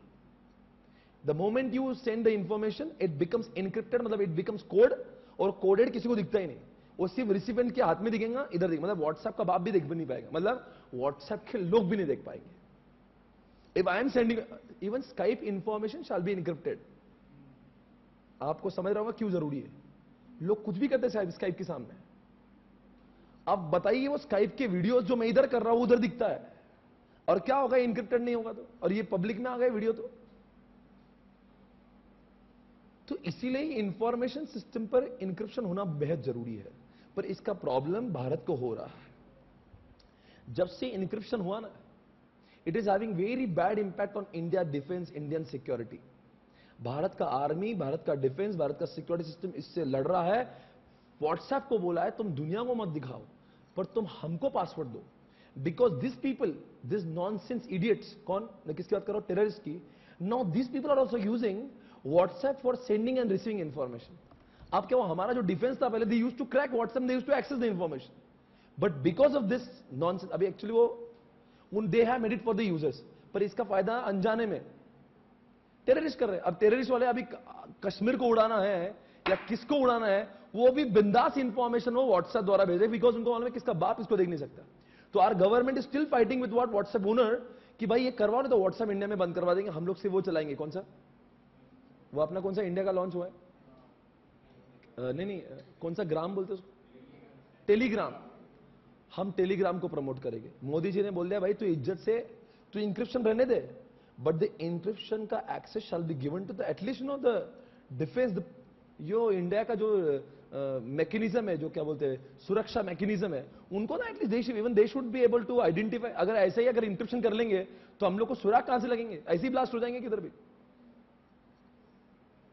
एनीवेज, आप बताओ, एक तीसरा शब्द है इस सिलेबस में जिसका नाम है ऑडिट। अभी आपने इंफॉर्मेशन सिस्टम के बारे में सुना, आपने कंट्रोल के बारे में सुना, आपको दोनों की भी जरूरत लगी। ऑडिट क्यों? आपका नाम क्या है? आपका नाम चार्टर्ड अकाउंटेंट ऑब्लिक, आपको दुनिया वाले लोग ऑडिटर के नाम से जाने जाते हैं। आप मुझे बताइए यहां पे ऑडिट का कनेक्शन क्या? जब ऑडिट नाम का सेपरेट सब्जेक्ट आपको दिया है तो आपको इस सब्जेक्ट के ऑडिट का क्या कनेक्शन लगता है? क्या आपको ये फाइनेंशियल ऑडिट की बात कर रहे हैं? बोलो साहब, बोलो, कम ऑन एवरीबॉडी ना। आप बताओ मुझे यहां पे इस सब्जेक्ट में ऑडिट की जरूरत क्या है? System audit. क्यों? क्यों? बोलो भाई, क्यों?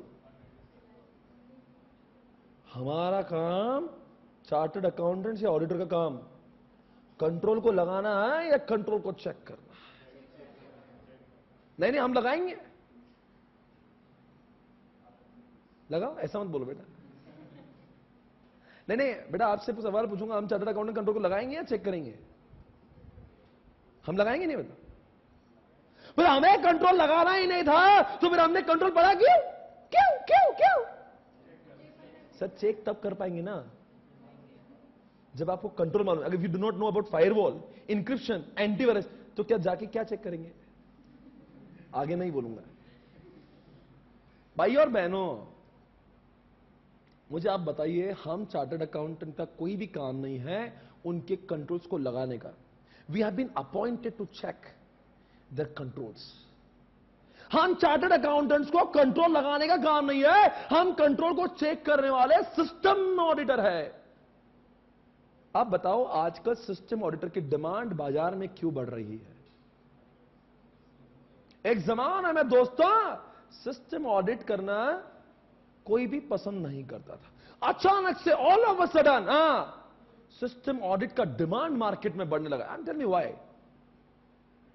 जितना क्लाइंट इंफॉर्मेशन सिस्टम, जितना क्लाइंट टैली, जितना क्लाइंट बोलो ना एसीपी जैसे सॉफ्टवेयर का इस्तेमाल करेगा, इंसान का डर, उस क्लाइंट का डर, बोलो जल्दी से, बढ़ते जाएगा। He takes all the reasonable care to implement the control, but somewhere he is not what, he is not stable. अब सोचिए चंदा जी के बारे में।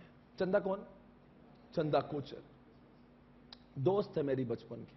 अरे चंदा आईसीआईसीआई बैंक की जनरल मैनेजर। सोचिए जिस दिन वो सॉफ्टवेयर को इंप्लीमेंट कर रही थी, मेरे पास आई, रोने लगी। रोई, मैंने कंधा दिया, सर रखी, रोने लगी। मुझे बताओ, कल सॉफ्टवेयर का इंप्लीमेंटेशन था, कल ATM, online banking, mobile banking चालू होने वाला था, और पहले दिन रात मेरे पास में आके रोने लगी। बताओ क्यों? It's not that easy to talk about online system. Agar when you say it is online, it is becoming accessible to every person in the world. It can be cracked by anybody, okay? And you have to be very careful when you launch any of the software in the cloud environment.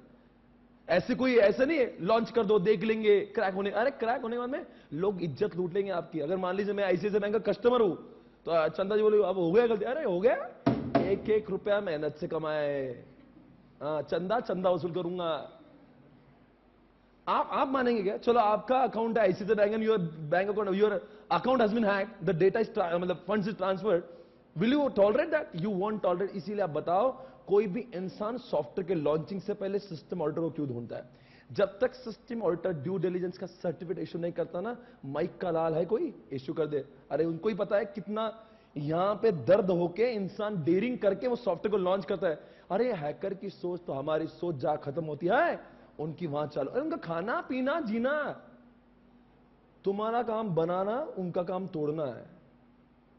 अब ऐसे लोगों में when you launch your software तो you have to be very careful. ये system भाई check कर, सब लगाए, पर तू पहले बोल, तू सर्टिफिकेट इशू कर। और ये लॉन्च होने से पहले नहीं, हमेशा आके चेक कर, हमेशा। Every time you come and check whether my systems are properly controlled, are they functioning properly.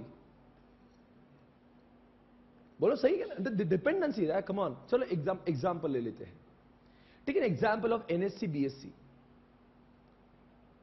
NSC BSC share market की बात कर लेते हैं। Do you think they are dependent on information system? जितने लोग शेयर्स में डील करते हैं, मुझे बताओ आज आपको बाजार में जाना पड़ता है शेयर्स लेने के लिए? No, you can buy shares from any corner of the world, from laptop, from computer, from your mobile phone, from any bank. कहीं से भी आप शेयर्स को खड़े खड़े बाय कर सकते हो और खड़े खड़े शेयर्स बेच सकते हो। आप मुझे बताओ, यही काम 30-40 साल पहले हम लोग मुंबई और दिल्ली जाके करते थे। रिंग में जाकर आपको शेयर्स परचेस करना पड़ता था।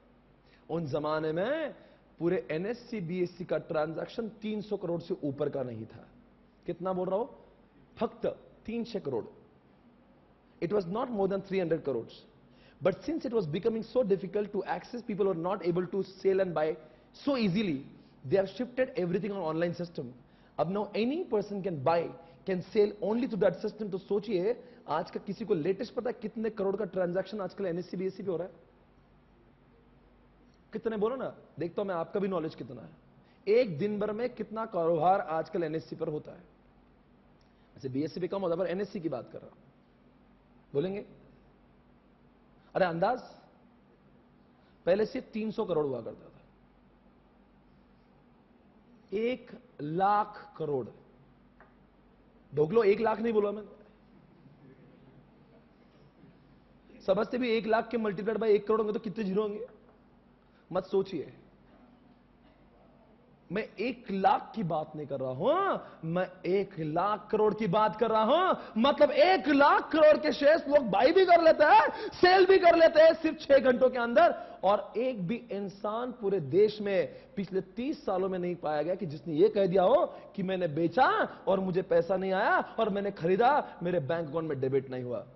See the level of information system which they have developed. आपको एक बड़ी बात बताऊं, भारत का सॉफ्टवेयर जो एनएससी बीएससी का इतना रोबस्ट बनाया गया है कि हाल ही में हर देश का आदमी, यूएसए से लेकर यूके तक, सारे लोग इंडिया के इस सॉफ्टवेयर को देखने आते हैं। ये कैसा अद्भुत सॉफ्टवेयर भारत के आईटी वालों ने बनाया है, जो इतने सालों में एक बार भी फेल नहीं हुआ। वो बंद हुआ तब होता है जब सर्किट लगता है, पर ऐसा कभी किसी ने कहा कि वो हैंग हो गया? नहीं। ऐसा कभी कोई हैक हुआ? देखना भी मत, देखेंगे ना तो ऊपर जाएगा। इतना टाइट सिक्योरिटी बनाया। ऐसे थोड़े ना यार, 1 लाख करोड़ जब एक सॉफ्टवेयर के ऊपर चल रहे हैं, इंडिया का इकोनॉमी बर्बाद हो जाएगा। और जिस दिन अगर हो गया ना, तो लोग का विश्वास एनएससी बीएससी से उड़ जाएगा। आज मैं बिंदास होकर खड़े खड़े पैसे लगाता हूं। अरे तुम लोग, मैं लोग जो शब्दों की बात कर रहे हैं ना, लोग उतना इन्वेस्ट करते हैं। 1-1 हजार म्यूचुअल फंड्स 1-1 हजार करोड़ लोग डालते हैं, निकालते हैं। एसएफएम सब्जेक्ट में सुनते होंगे आप। ये कोई वहां पे जाके शेयर्स की चिट्ठा नहीं लाते, डीमैट फॉर्म में चलता है। पर किसी को इस बात का डर नहीं है कि मैं पैसा डाल रहा हूं, मुझे मिलेगा क्या नहीं मिलेगा। मिलेगा नहीं मिलेगा, नहीं मिलेगा, 1-1 रुपए का हिसाब मिलेगा। हमारा इंफॉर्मेशन सिस्टम ही इतना अच्छा बना हुआ। तो अब सोचिए, उस इंफॉर्मेशन सिस्टम के ऊपर कितना लोगों ने हैक करने की कोशिश की होंगी, कितना तगड़ा कंट्रोल लगाया गया होगा। अब बताओ, ऑडिटर की जरूरत क्यों है? कंट्रोल लगाने वालों ने लगाया होगा, पर एनएससी बीएससी ने भी और आईसीआईसीआई बैंक ने भी, बोलो क्या लगाए होंगे? भैया चेक कर कि जितने भी कंट्रोल लगाए, all are what, come on, functioning properly. इनके एंटीवायरस, इनके इंक्रिप्शन, इनका बैकअप। आपको मालूम उनका कंट्रोल क्या है? They have developed 2 more backups, उसको हॉट साइट बोलते हैं। इनका एक पुणे में ही है और एक हैदराबाद के पास में है। क्या इनका बैकअप है भाई? जिस दिन एनएससी बीएससी उड़ जाएगा ना, कोई प्रॉब्लम नहीं, उनका रिकवरी होगा पुणे से, इधर का उड़ेगा कोई प्रॉब्लम, हैदराबाद से। ये तो कंट्रोल है। सिर्फ सिस्टम लगाने वाले दीवानों, ये भी जान लो कि सिस्टम बर्बाद होगा तो आपकी पूरी वाट लग जाएगी। Because everything is what happening through what, come on. तो इसीलिए ऑडिटर की बहुत इज्जत बढ़ रही है। पर भारत में वैसे निराशाजनक बात है, सिर्फ 3 ही लोगों के लिए ऑडिट सिस्टम, ऑडिट कंपलसरी। एक बैंक, दूसरा एनएससी बीएससी मतलब जो स्टॉक एक्सचेंज, और तीसरी बात है इंश्योरेंस कंपनी। इसके अलावा फ्लिपकार्ट से लेकर जियो तक किसी को भी जो भले ही बहुत सारे आईटी का इस्तेमाल करते हैं, फिर भी उनको ऑडिट करना आज भी कंपल, जैसे इंडिया में कहते हैं statutory audit, it is not following under the category of statutory audit, it is still voluntary audit. मतलब आपको ग्रैंड मस्ती आप करो, नहीं करना मत करो, पर मुझे बताओ फ्लिपकार्ट वाला हर महीने करवाता है, जियो वाला करवाता है, अमेजॉन वाला करवा के लेता है, मुझे बताओ ये सारे ऑडिट क्यों करवा के लेते हैं? एक वो ऑडिट है जो लोगों को बोलते जान पे आता है। ये इतनी मस्ती क्यों है? Just imagine how Flipkart is expanding so much. Flipkart की दुकानें हैं क्या? फ्लिपकार्ट की दुकान है क्या? फ्लिपकार्ट का सॉफ्टवेयर उसकी दुकान है, और ये अगर बंद हुआ ना तो एक दिन में कहीं करोड़ों का नुकसान होगा उसका।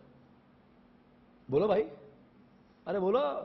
अमेजॉन से लेकर फ्लिपकार्ट तक और एयरटेल से लेकर जियो तक। अब सर एयरटेल जियो को क्या जरूरत क्या? चलो आप में से कोई मुझे जवाब दे देना, what is the connection of information system control and audit with Airtel? Airtel से क्या कनेक्शन है? जियो क्या ये लोग भी सॉफ्टवेयर का इस्तेमाल करते हैं? फोन करने में कोई सॉफ्टवेयर होता है? अरे बिलिंग सॉफ्टवेयर तुम्हारा बिल के मुनीम करता है क्या? नहीं, मेरी आंखों में देखिए, आज भारत में 5 करोड़, अभी जियो की संख्या कुछ तो मैंने 7-8 करोड़ तो देखी थी। अरे जियो का पेपर पे भी आया था, 7 करोड़ लोग भारत में सब्सक्राइबर, 10 करोड़ मान लेते हैं, अभी पोकट है जो भी है, पर मान लीजिए 10 करोड़ लोग जब भी बिलिंग चालू होगा तो 10 करोड़ लोग कितने बार कॉल करेंगे? दिन में 10 बार कॉल मानते, एक आदमी 10, बहुत कम। मैसेज, व्हाट्सएप, इंटरनेट का यूसेज दिन में 10-12 बार तो करेंगे।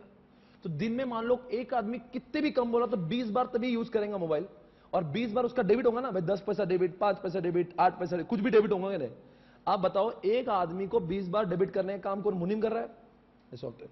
आप बताओ 10 करोड़ लोग रोज 20 बार यूज करेंगे और 20 बार उनका डेबिट होगा, तो 10 करोड़ को 20 मल्टीप्लाई करिए,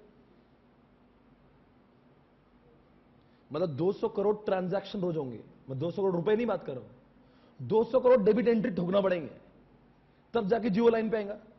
अब बताओ कितने मुनीम लगेंगे? जस्ट इमेजिन, इंफॉर्मेशन सिस्टम ही दुनिया में नहीं है, जियो बनता ही नहीं, एयरटेल बोलता धंधा नहीं करता हो, सिर्फ मैं महाराष्ट्र करूंगा, वो भी मुनीम जितने मिलेंगे। 200 करोड़ लोगों का डेबिट जो है, इमेजिन कितने मुनीम लगते हैं? 10-20 लाख तो मुनीम बैठा रहा, गा बैठा थे इनको।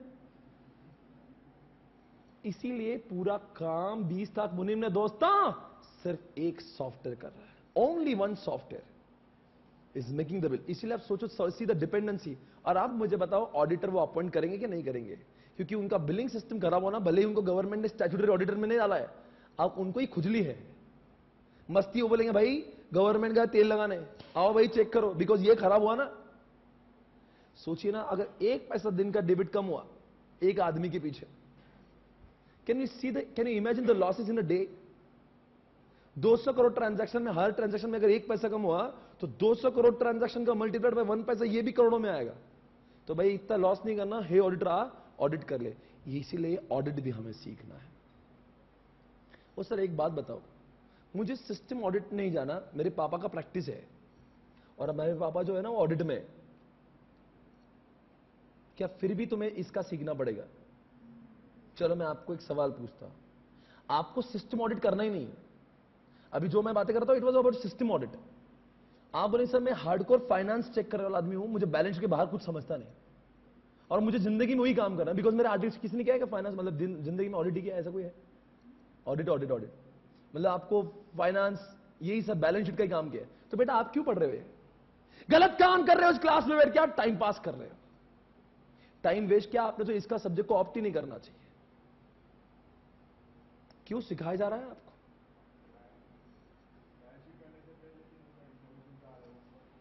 सर बैलेंस शीट की इंफॉर्मेशन भी सिस्टम से आती है। अच्छा, और कुछ जवाब देंगे? नहीं, मुझे सुनना है कि आपको अगर फाइनेंस ऑडिट के क्षेत्र में ही जाना है तो फिर आपको ये सिस्टम ऑडिट चेक करने का काम ही नहीं पड़ेगा। कोई बिग फोर में काम करता है? बिग फोर, बिग फोर कौन सा बिग फोर? केपीएफ। इधर कौन भाई? पीडब्ल्यूसी। अब तुम तीनों से मेरा सवाल है, तुम कौन से इसमें ऑडिट में, तो तुम क्या मजे ले रहे हो? आप मुझे बताओ, तुम्हारे पास कोई बड़ी कंपनी का क्लाइंट बताओ जो जो सब जानते हैं। फोक्सवैगन का आप ऑडिट करते हो, और कोई टेलीकॉम में है कोई? अच्छा, कोई और ऐसा? अच्छा, मास्टर कार्ड भी है। चलो मान लीजिए एयरटेल जैसा कोई आपके पास में आया, या जियो का ऑडिट आप कर रहे हो, आपके पास में कोई है टेलीकॉम? पता नहीं सर, होंगे भी तो इतने लोग। वोडाफोन का ऑडिट है, आपको भेजता हूं मैं वोडाफोन के लिए। अब जिनका मान लो जियो इतना ट्रांजैक्शन है, उनके भी 200 करोड़ ट्रांजैक्शन रोज होते हैं, और आपको जाके चेक करना है whether balance sheet is showing true and fair view. Balance sheet का डेटा कहां से आता है? ट्रांजैक्शन से। तो you need to check every transaction, you need to check every transaction, right और नॉट? अरे भाई आपको 200 करोड़ का रोज हो रहा है, तो 30 दिन में कितने हो रहे भाई?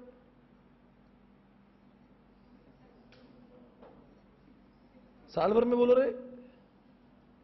और ये बच्चा इतना, और पता नहीं कितना आएगा, जो भी आएगा। अब तू इतने ट्रांजैक्शन चेक करने गए, आप मुझे बताओ तुम क्या, तुम्हारा केपीएमजी पूरा वर्ल्ड का भी बैठ गया ना तो ऑडिट होगा नहीं, अगर तुमने एक एक ट्रांजैक्शन चेक की कि सब बराबर डेबिट ठुका है क्या नहीं। मुझे बताओ ऑडिट कैसे होगा? बोलो अगर सचमुच अगर आपने ऑडिट रिसीव किया, आपकी बॉस की कसम, मुझे जल्दी बताओ। सर कोई बात नहीं, आप तो हम बिल्कुल जवाब नहीं देंगे।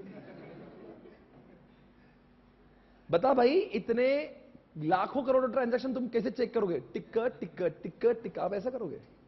How will you check transactions? कैसे? इसीलिए, हाँ जी बताएंगे। क्या कॉन्फ़िगरेशन? क्यों, आपको ट्रांजैक्शन चेक करना है ना? नहीं नहीं, सारे आर्टिकल को बिठाओ, एक एक वाउचर चेक करो। नहीं नहीं रुको, 2 मिनट बात किया, 40 पैसे डेबिट, तो चेक करो 2 मिनट टिक्का 40 पैसा टिक्का, एक ट्रांजैक्शन हुआ, अभी 600 करोड़ बाकी है। तुम और तुम्हारे सारे बिग 4 के लोग साथ में भी बैठ गए ना, एक भी क्लाइंट चेक नहीं होगा। इसीलिए बताओ क्या होता है आपके यहाँ पे ऑडिट कैसे था? आप आगे बोलो, क्या बोल रहे थे? सिस्टम का लॉजिक चेक करेंगे। इसीलिए जितने भी लोग बिग 4 में काम नहीं कर रहे हैं और जो कर रहे हैं, ध्यान से सुनना, वहां पे ऑडिट कैसे चलता है, इतनी बड़ी ऑर्गेनाइजेशन के काम कैसे करते हैं, ये भी तो सवाल है ना। मैं और आप जो मिड साइज में, स्मॉल साइज में काम करते हैं, उनके पास में जो क्लाइंट है वो इतने बड़े होते ही नहीं, तो आपको लगता है टिक्के टिक्के से भी काम चल जाता है, बिकॉज आपके इसमें एसपीसी जैसे क्लासेस वाले आते हैं। तो साल भर में 8-10 दिन आर्टिकल को भेजा था, पूरा उसको सैंपल का सैंपल मार के खत्म करते हो। पर अभी सचमुच अंडरस्टैंड बड़ी ऑर्गेनाइजेशन है, तो उसका finance audit gets divided into 2 part, one is system audit और बाद में दूसरा फाइनेंस ऑडिट आता है। अभी क्या काम करते हैं, एक मुझे बताओ, वोडाफोन के जितने भी ट्रांजैक्शन होंगे किसने किए? एक सॉफ्टवेयर ने किए।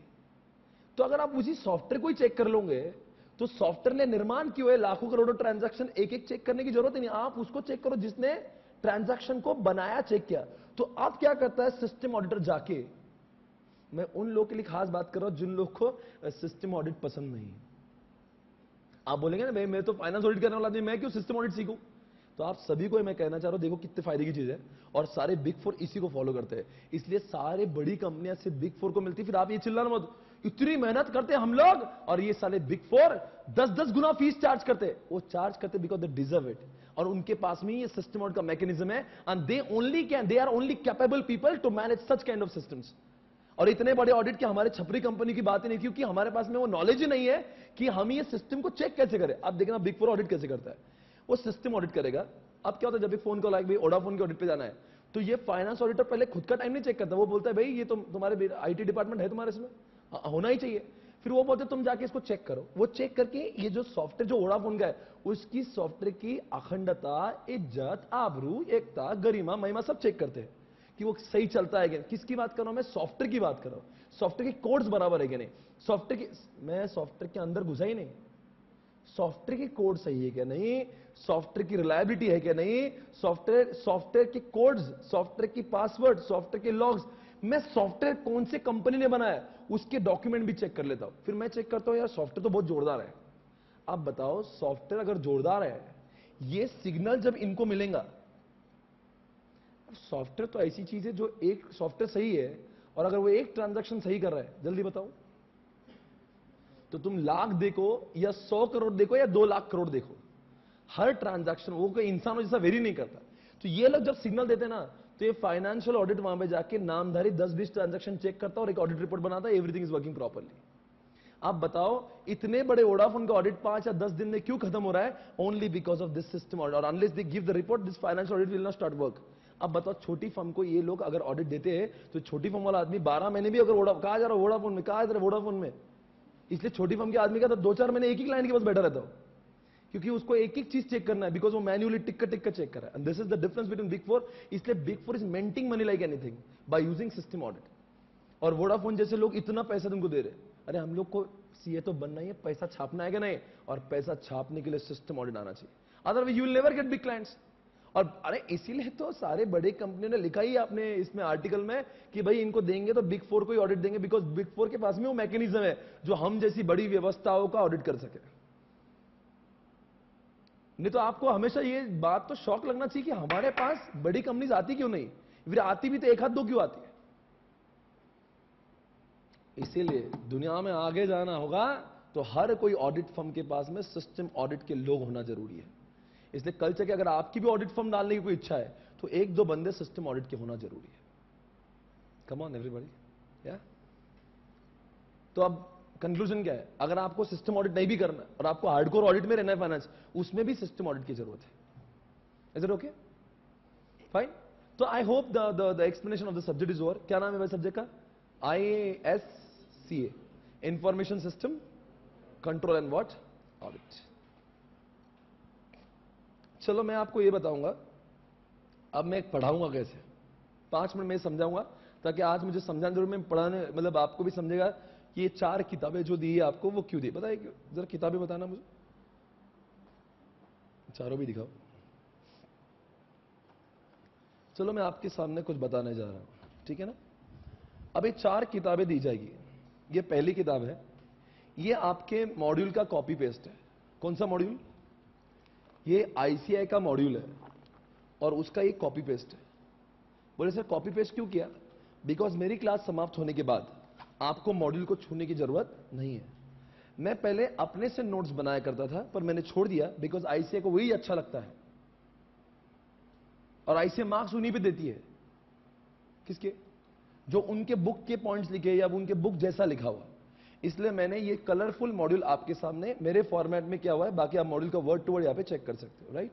इसके हर लाइन टू लाइन में आपको पहले पढ़ाऊंगा ताकि आपको पूरा मॉड्यूल दिमाग में घुस जाए. ठीक है ना. फिर सर इतनी किताबें क्यों दी गई है? फिर ये होने के बाद में मुझे लगता है ये जो दूसरा पॉइंट है, देखो इसको बोलते हैं summary note to save time and efforts. ये समरी नोट्स है, इसमें ब्लैंक स्पेस रखी हुई है. अब बताओ क्यों रखी है? आपने बचपन में स्कूल में देखा होगा ऐसी किताबें मिला करती थी ताकि आप वहां पे लिखें. तो हम लोग क्या करते हैं, इसमें पढ़ते हैं और फिर आपको वो सारी चीजें यहां से आपको लिखवा कर लेता हूं ताकि आपकी राइटिंग प्रैक्टिस क्लास में ही होना चाहिए. क्योंकि हम लोग जब लिखते हैं तो हमारे दिमाग में वो बहुत ज्यादा दिनों तक रहता है. तो इस समरी नोट जो अक्सर बच्चे घर पे या क्लास होने के बाद में जो बनाते थे, मैंने ये सोचा है कि it will be developed in the class itself. तो ये भी यही होता है. ये समरी नोट्स मैं आपसे लिखवा के लूंगा ताकि आपका सिलेबस के ऊपर कमांड और आएगा. फिर इसके बाद में ये जब लिखवाना हो जाता है और जब इसका रिवीजन होता है तो रिवीजन करने के लिए मैंने हर चैप्टर के बाद में ऐसे आपको चार्ट्स दिए हुए. अब देख सकते हो हर चैप्टर के बाद में आपको चार्ट्स दिए हुए, हर चैप्टर के बाद में आपको चार्ट्स दिए हुए. जैसे देख लीजिए ये चार्ट है. ये हर चैप्टर के बाद में आपको ऐसे चार्ट देने. जैसे एक चैप्टर नंबर 8 में पढ़ाऊंगा जिसके सिर्फ 3 ही चार्ट है, 1, 2, 3 और इसका मास्टर चार्ट है. अगर मुझे एग्जामिनेशन के पहले दिन या क्लास होने के बाद में मुझे चैप्टर्स को फास्ट रिवाइज करना है तो मुझे ये इतनी बड़ी बुक और इसके अंदर की डिटेल में पढ़ने की जरूरत नहीं है. मैं इन चार्ट्स को भी देखूंगा तो मेरा रिवीजन हो जाएगा. तो जो काम जनरली बच्चों से एक्सपेक्टेड होता है, तो what I do is I complete the summary and I take charts in the class itself. अब एक घर जाने के बाद में अगर आपको लगता है आज के आज मुझे 3 घंटे में इसका रिवाइज करना है तो ये पूरे चार्ट्स मिला के 8 चैप्टर्स के लिए 30 से 40 पेजेस के चार्ट होंगे.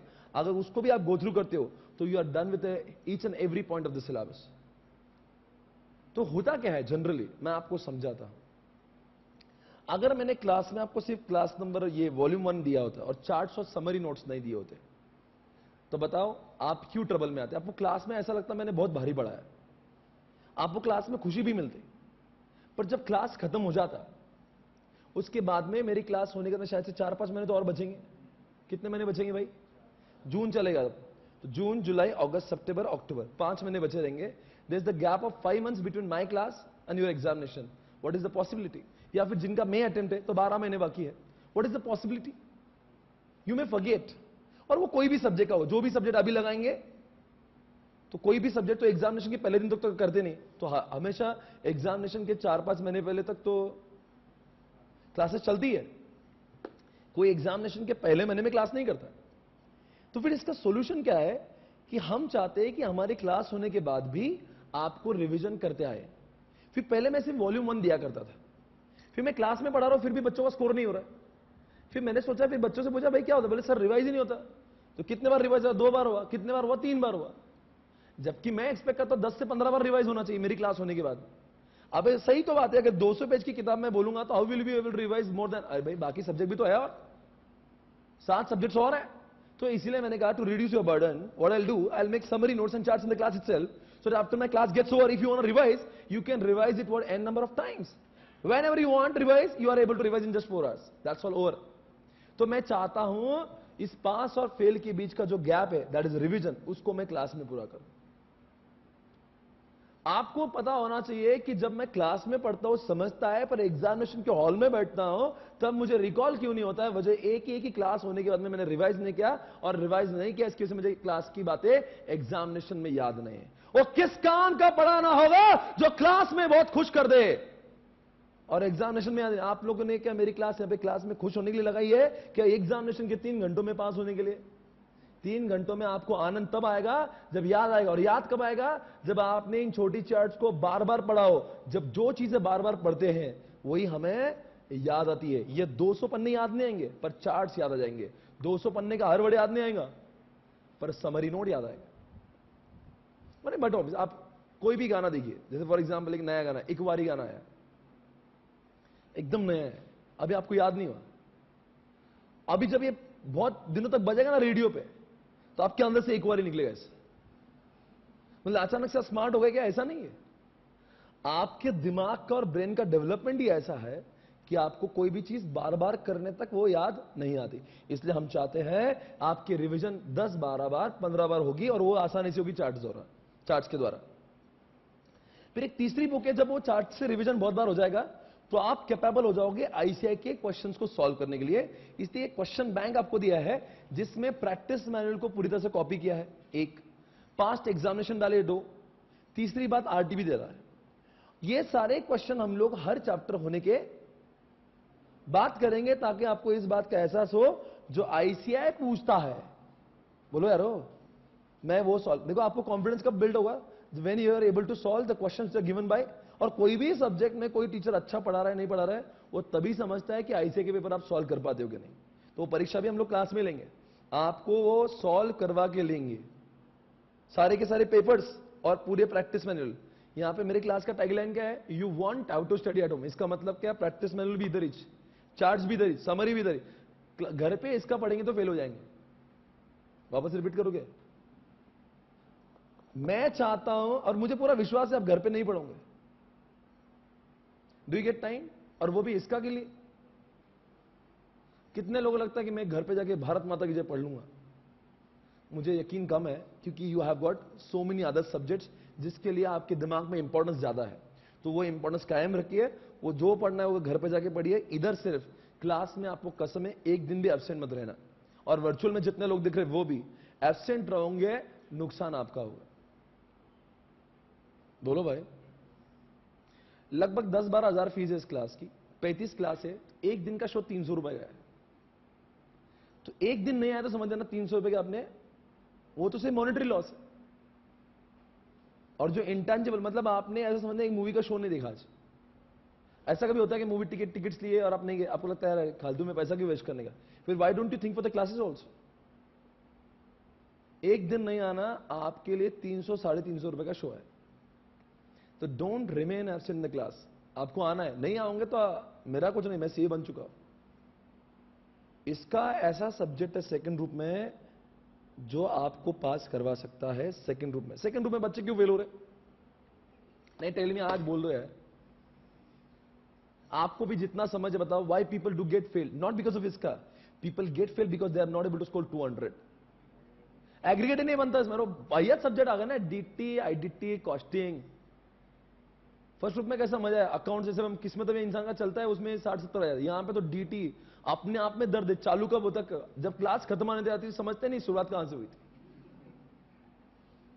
और दुनिया के अमेंडमेंट्स आईडीटी कितना है, और कॉस्टिंग भी है तो क्यूटी भी है, कॉस्टिंग क्यूटी के दोनों को मिला के कितना सिलेबस है। अगर सेकंड ग्रुप में पास होना है तो मिनिमम 2 सब्जेक्ट में आपको 60 लाना पड़ेंगे, और वो 2 सब्जेक्ट का नाम बता रहा हूं, एक आईडीटी और दूसरा इसका। वजह डीटी में स्कोर होता ही नहीं, आप कितना भी कर लो 30 मार्क खान भी आएगा नहीं करता, क्योंकि जब पेपर आता समझते नहीं कहां से पूछे।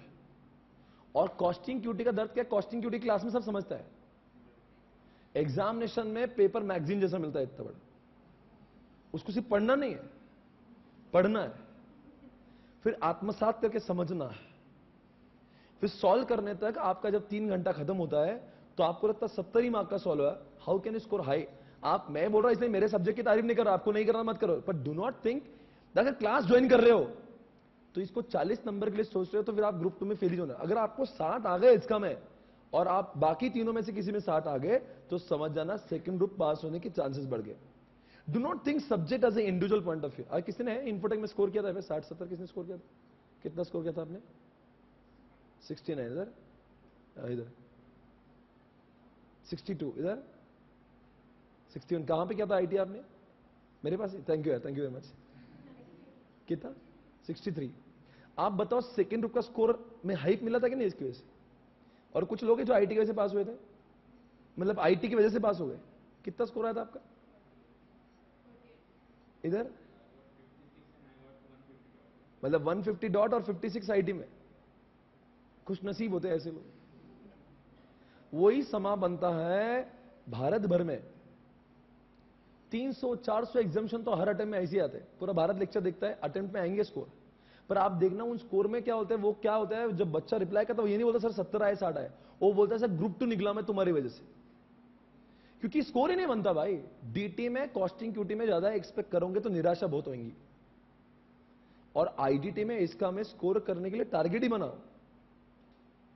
आईडीटी में निकालने वाला बहुत बेहतरीन अटेम्प्ट है, इसमें आप बजाएंगे नहीं, इसमें स्कोरिंग होएगा क्योंकि अब आने वाला जीएसटी है, तो ऐसे खुद चाहेंगे बच्चे निकल जाए। तो अब 2 सब्जेक्ट को पकड़ लो, ग्रुप 2 निकालो, वरना जिंदगी में 198, 194 इतने दर्दनाक साबित होते ना इंसान को। कई लोग हैं जो आईपीसीसी में 148, 140, बुरा मत माने, कितना बेटा? 148 सही में। और बताओ दर्द होता है कि नहीं? वो दर्द नहीं बेटा, उसको बयान नहीं कर सकते इंसान। और फाइनल में यही होता है, अरे there so many people have seen, अरे 192, अरे 199 पे भी फेल करना क्या, मतलब कितना कमीनापन है। 201 मार्क्स और 39 कॉस्टिंग क्यूटी, ऐसा कोई करता है? तो ये जो रिजल्ट को देखने में हमारे पास में शॉर्ट 2 सब्जेक्ट होना चाहिए।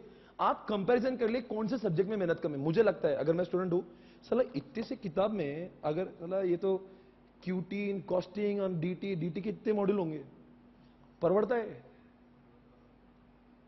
और मैं बैठा हूं ना वहां पे, तभी क्लास में जाके घर पे रिवीजन करना जरूरी है। मैं यहां पे क्लास में पढ़ाऊंगा, रिवाइज कराऊंगा, समरी नोट बना के दूंगा, तो आपका फायदा सबसे ज्यादा इधर ही है। आपका फायदा सोचो मेरी क्लास का जान दो, मैं तो इसका टीचर में तारीफ ही करूंगा, but you also think on about that कि 200 लाना है भाई मुझे। Don't think from the 50-60 point of view. आपको देखना है कि मैं चारों को मिला के 200 लाऊंगा, 2 सब्जेक्ट चाहिए, पर इसका वो ऐसा सब्जेक्ट है जिसका सिलेबस बहुत छोटा सा कंपेरिजन में है ना। बाकी जिम्मेदारी मेरी, आप क्लास में आएंगे 60 में दिलाऊंगा, पर रोज आना पड़ेगा, और रोज क्लास में नो व्हाट्सएप नथिंग ना, आप आ रहे हो ना 30-35 दिन मजे से लो, ऐसा समझना ये सब्जेक्ट क्लास में खत्म करना है, इसलिए मैंने क्लास लगाया। वरना मान लो अगर ये क्लास में नहीं हो ना तो बाकी सब्जेक्ट तो और वैसे ही पड़े। और कई लोगों ने तो अकाउंट्स बहुत पहले लगाया था, याद करो, झूठ मत बोलिए। आप जब आईपीसीसी पास हुए तुरंत आपने अकाउंट्स एसएफएम लगाया, अब वो तो कुछ लोगों को चैप्टर भी याद नहीं आ रहे। आप बताओ आर्टिकलशिप के दौरान आपने उसको रिवीजन किया कि सच्ची बताओ रिवीजन किया क्या? अब वो उसका तो ऑलरेडी पेंडिंग मैटर बहुत है, अभी ये पेंडिंग अगर हो गया ना तो बहुत लफड़ा होगा। इसीलिए बोल रहा हूं कि अगर जितने सब्जेक्ट की क्लास, शायद सिर्फ डीटी आईडी आपका पेंडिंग होगा जो भी है, पर जितने सब्जेक्ट आपके पेंडिंग अभी है तो बहुत अच्छी बात है, मेक श्योर उनकी पढ़ाई आप क्लास में कर रहे हो। वरना अगर इसका भी बर्डन अगर आ गया है और वो जो है वो तो अलग ही है, तो आपका फेल होना निश्चित है। इसलिए मेक श्योर जितनी क्लासेस अभी चल रही है, अभी कितने 2 क्लासेस चल रही है, कितने सब्जेक्ट पेंडिंग है अभी? सिर्फ इसका पेंडिंग है? 1 2 3 पेंडिंग है क्या? तो जितने भी क्लास करेंगे ना आप आज के अंत में, निश्चय कर लो, निर्धार कर लो कि मैं इस जिज्ञासा के साथ में क्लास में बैठूंगा, हे प्रभु मैं क्लास में पूरी आत्मीयता के साथ बैठूंगा, श्रद्धा भक्ति के साथ बैठूंगा, टीचर जो भी बोलेगा मैं सुनूंगा, और मैं कोशिश करूंगा ये सब्जेक्ट क्लास से मैं घर पे नहीं लगे जाऊं, क्लास में ही खत्म कर दूं। क्योंकि क्लास घर पे जाने के बाद मैं अकाउंट्स पढ़ूंगा, मैं एसएफएम पढ़ूंगा, जिसको मैंने कई दिनों से देखा नहीं है। बाकी आपको ही पता है आपकी कितनी वाट लगी, आपके चेहरे से मैं खास देख रहा हूं। जब मैंने अकाउंट्स एसएफएम बोला तो आपके छक्के छुट गए। तो इसीलिए बोल रहा हूं, इज्जत दो मुझे, ये सब्जेक्ट में मैं आपको आगे लेके जाऊंगा। और आखिरी चीज है जो मैंने बेहतरीन बनाई है, इसके पेजेस थे 200 और ये चार्ट्स बनाए थे 30 पेज में। तो कुछ लोगों ने बोला सर ये 30 पेज में वो डेटा नहीं है, सिर्फ पॉइंट्स, और इसको पढ़ो तो बहुत लगता है। फिर मैंने दोनों का इंटरमीडिएट निकाला। अब इसमें पॉइंट्स भी है और उसका उतना ही एक्सप्लेनेशन है जितना लिखना बहुत अनिवार्य है। वापस बोलोगे? मतलब ऐसा डेटा पॉइंट सब है, और इसके अंदर कैसा मॉड्यूल में कचरा भी रहता है, बहुत ऐसे बहुत फेंकती है ऐसे। तो उसमें से वो चीज जो डालना बहुत जरूरी है एग्जामिनेशन में, वो सब लिख दिया। और ये बुक सिर्फ 70 या 80 पेज की बना के रख दिया। 70-75 पेज की किताब है। इसको पढ़ लिया ना, इनफ। पर मैं इस किताब से नहीं पढ़ाऊंगा, क्योंकि ये किताब तब समझ में आएंगे जब ये पढ़ेंगे। तो आपकी सर्व तैयारी मैं यहां से करूंगा, आपको बता दूंगा कैसे पढ़ना है। ये बुक है 70 पेज की। अब सोचिए 70 पेज में इसका game over, but this 70 pages can understand only if you understand this 200 pages. Okay, understood baby everybody? Okay fine. तो अभी क्या करेंगे, पहले हम लोग क्या करेंगे, पहले कॉन्सेप्ट पढ़ाएंगे। 1 नंबर, ऐसा कोई भी दिन नहीं आएगा कॉन्सेप्ट नहीं समझा। कॉन्सेप्ट 1 नंबर घुस के पढ़ेंगे। पहली बात तो कॉन्सेप्ट पढ़ेंगे, रट्टा मारने का नहीं। एग्जामिनेशन में याद आना जरूरी है, पर याद तब आएगा जब वो समझा है। तो पहले क्या पढ़ेंगे, कॉन्सेप्ट्स। फिर रोज क्या करना चाहिए, याद आना चाहिए, इसलिए हम लोग रोज रिवाइज करेंगे। जैसे आईटी में आप लोगों ने क्लासेस की मुझसे, 5वां दिन होगा तो पहले 4 दिन का रिवीजन, 10वां दिन होगा तो पहले 9 दिन का रिवीजन, फिर 10वां दिन का रिवीजन, 15वां दिन होगा पहले 14। मतलब इस तरह से बार बार करेंगे ना, अंदर से निकलेगा बार, अरे सब आता है। और this is what is exactly needed. But directly आप बोलेंगे सब याद करवा दो तो फिर कोई फायदा नहीं। Unless you understand it you can not remember it. तो पहले क्या करेंगे, समझेंगे। पहली बात कॉन्सेप्ट। तो पढ़ाने का स्टाइल ऐसा हो जाएगा, आपको ये देखना कि सर वो कैसा पढ़ाएंगे भाई। तो पहले पढ़ाएंगे कॉन्सेप्ट्स को डिटेल में, एग्जाम्पल से पढ़ाएंगे, प्रैक्टिकल दिखाएंगे क्लास में, केस स्टडी देंगे, पूरा कॉन्सेप्ट समझेंगे। फिर क्या करेंगे, रिवाइज करेंगे, बहुत बार रिवाइज करेंगे। कितने बार, क्यूमुलेटिव करेंगे। क्यूमुलेटिव का मतलब समझता है, पूरा एक साथ स्टार्ट टू एंड। कितने बार करेंगे, बहुत बार करेंगे। जब तक है जान, जब तक आपको याद नहीं आता, नहीं ऐसा जबान पे नहीं आएगा, तब तक रिवाइज करेंगे। और सर उसके बाद इतना 2 होने के बावजूद भी बच्चा फेल हो जाता है, क्यों? ये करूंगा तो आपको समझ गया, ये करूंगा तो एग्जामिनेशन में याद भी आ जाएगा। आपको मेमोरी टेक्निक्स भी दूंगा बहुत सारे, जैसे आईटी में दिया करता था। इस सिलेबस में 700 पॉइंट्स है, आईटी में तभी कम थे। 700 to 800 पॉइंट्स है। एक सिलेबस बताओ, एक क्वेश्चन बताओ। चैप्टर जो 2 चालू करूंगा उसमें कैरेक्टरिस्टिक्स 6 टाइप के हैं। Characteristics of TPS, characteristics of MIS, characteristics of EIS, characteristics of ERP, ऐसे कैरेक्टरिस्टिक्स ऑफ इंफॉर्मेशन सिस्टम, और एक कैरेक्टरिस्टिक्स। 6 कैरेक्टरिस्टिक्स बताओ क्या होगा उसमें। इसके 8 पॉइंट, इसके 10 पॉइंट, इसके 4 पॉइंट, वो पूरा मैशअप होएगा। इसीलिए वो मैशअप नहीं होना चाहिए। इसलिए हर एक आंसर की मेमोरी टेक्निक होगी और आपको समझ जाएगा इसका आंसर वही है, उसका आंसर। पर मेमोरी टेक्निक एक बार बोल के फायदा नहीं है। आपको आईपीसीसी में आता, हम लोग कैसे करते थे, वो चीख चीख कर बोलना, चिल्लाना जोर जोर से, एकदम वैसा माहौल और बनाएंगे। पर ऐसा दीवाना होकर पढ़ेंगे, ये चीखेंगे बच्चों ऐसे, ताकि हमें, आपको बताओ वो कान में गूंजना चाहिए आवाज। आपको आईपीसीसी के अभी भी कुछ क्वेश्चन याद होंगे, कुछ याद है? ऑनलाइन बैकअप, कुछ याद है? ऑफलाइन बैकअप, और बहुत सारे क्वेश्चन होंगे आपको याद होगा, सीट की बीवी। ये सारे जो क्वेश्चंस है ना, आपको जैसे याद आएंगे, ये मेमोरी टेक्निक से आपको मैं गूंजते आपकी कानों में, इतना पढ़ेंगे उसको। पर इतना होकर भी आपको लिखते नहीं आएगा, इतना होकर भी 60 नहीं आएंगे। फिर बोलेंगे क्या कमी है, बिकॉज आपको यही पता नहीं एग्जामिनेशन में लिखते कैसे हैं। Much to write, what to write, what not to write, इन सारी चीजों के बारे में जानना जरूरी है। इसलिए हर मॉड्यूल होने के बाद में हम एक टेस्ट रखेंगे। मॉड्यूल 1 के बाद एक टेस्ट, 18 दिनों के बाद एक टेस्ट, और दूसरी टेस्ट होगी 35 दिनों के बाद, जिससे क्या समझेगा, आपको यह समझेगा और वर्चुअल में देखता हूं मैं कई लोग एग्जाम देते भी नहीं, पर आप लोग लाइव में आप जरूर देना, बिकॉज आपको पास होना है। वर्चुअल में क्या करते हैं बच्चे, दे टेक इट लाइटली। अगर मैं बोलूंगा अभी टेस्ट है कल, तो सब लोग को लगता है हॉलीडे और कोई आएंगे ही नहीं, there is nobody to control. वो बाढ़ में जाए, जो लोग देंगे नहीं बाढ़ में जाए। मैं क्या हूं, मैं टीचर, मेरा क्या एडवाइस करने का काम है कि देना जरूरी है। अब जो वर्चुअल में भी जो ईमानदार बच्चा देंगे, लिखना जरूरी भाई। मैं पढ़ा दूं, पर आपको यह तो पता होना चाहिए एग्जामिनेशन में कितना कंटेंट लिखना है, कैसा लिखना है, डायग्राम, चार्ट्स, क्या लिखना है, टेक्निकल वर्ड चाहिए कि नहीं चाहिए, कितनी जगह 2 लाइंस के बीच में होना चाहिए, कितना क्वांटम होना चाहिए, कौन सा क्वेश्चन पहले सॉल्व करना चाहिए, और एग्जामिनेशन का थ्रिल एक बार आना जरूरी है उस फाइनल एग्जामिनेशन से पहले। इसीलिए हर 18 दिन के बाद आपकी टेस्ट होगी 50 मार्क की। पहले 4 चैप्टर के ऊपर 50 मार्क और दूसरे 4 चैप्टर के बाद में 50 मार्क, जो आपको भी देना है और वर्चुअल वाला आपको भी देना है? जिससे क्या समझेगा, पेपर जब चेक होगा तो आपको जब कम मार्क्स आएंगे तो मुझे बड़ी खुशी होगी और आपको भी। आप बोले हमको खुशी नहीं, हमको नाराज होगी, अरे अभी तो कम मार्क्स किस में आए, वो तो अच्छा हो ना, वहां पे कम आने से अच्छा आपको अभी समझ में, अच्छा ऐसा लिखो तो मार्क्स नहीं मिलते। तो अगर उसमें कम मार्क्स में, तो do not feel bad about it, because अपने पास में we have got again 3-4 months to have grip on the subject. इसीलिए डोंट वरी अबाउट दैट, वो सब मैं राइटिंग में कवर करवा के लूंगा, आपको बताऊंगा क्या लिखना है क्या नहीं लिखना है। ये सब तीनों करोगे ना आप, बहुत ऊपर जाएंगे, राइट? बस ऐसे ही पढ़ेंगे, बुक्स भी है, सब कुछ है।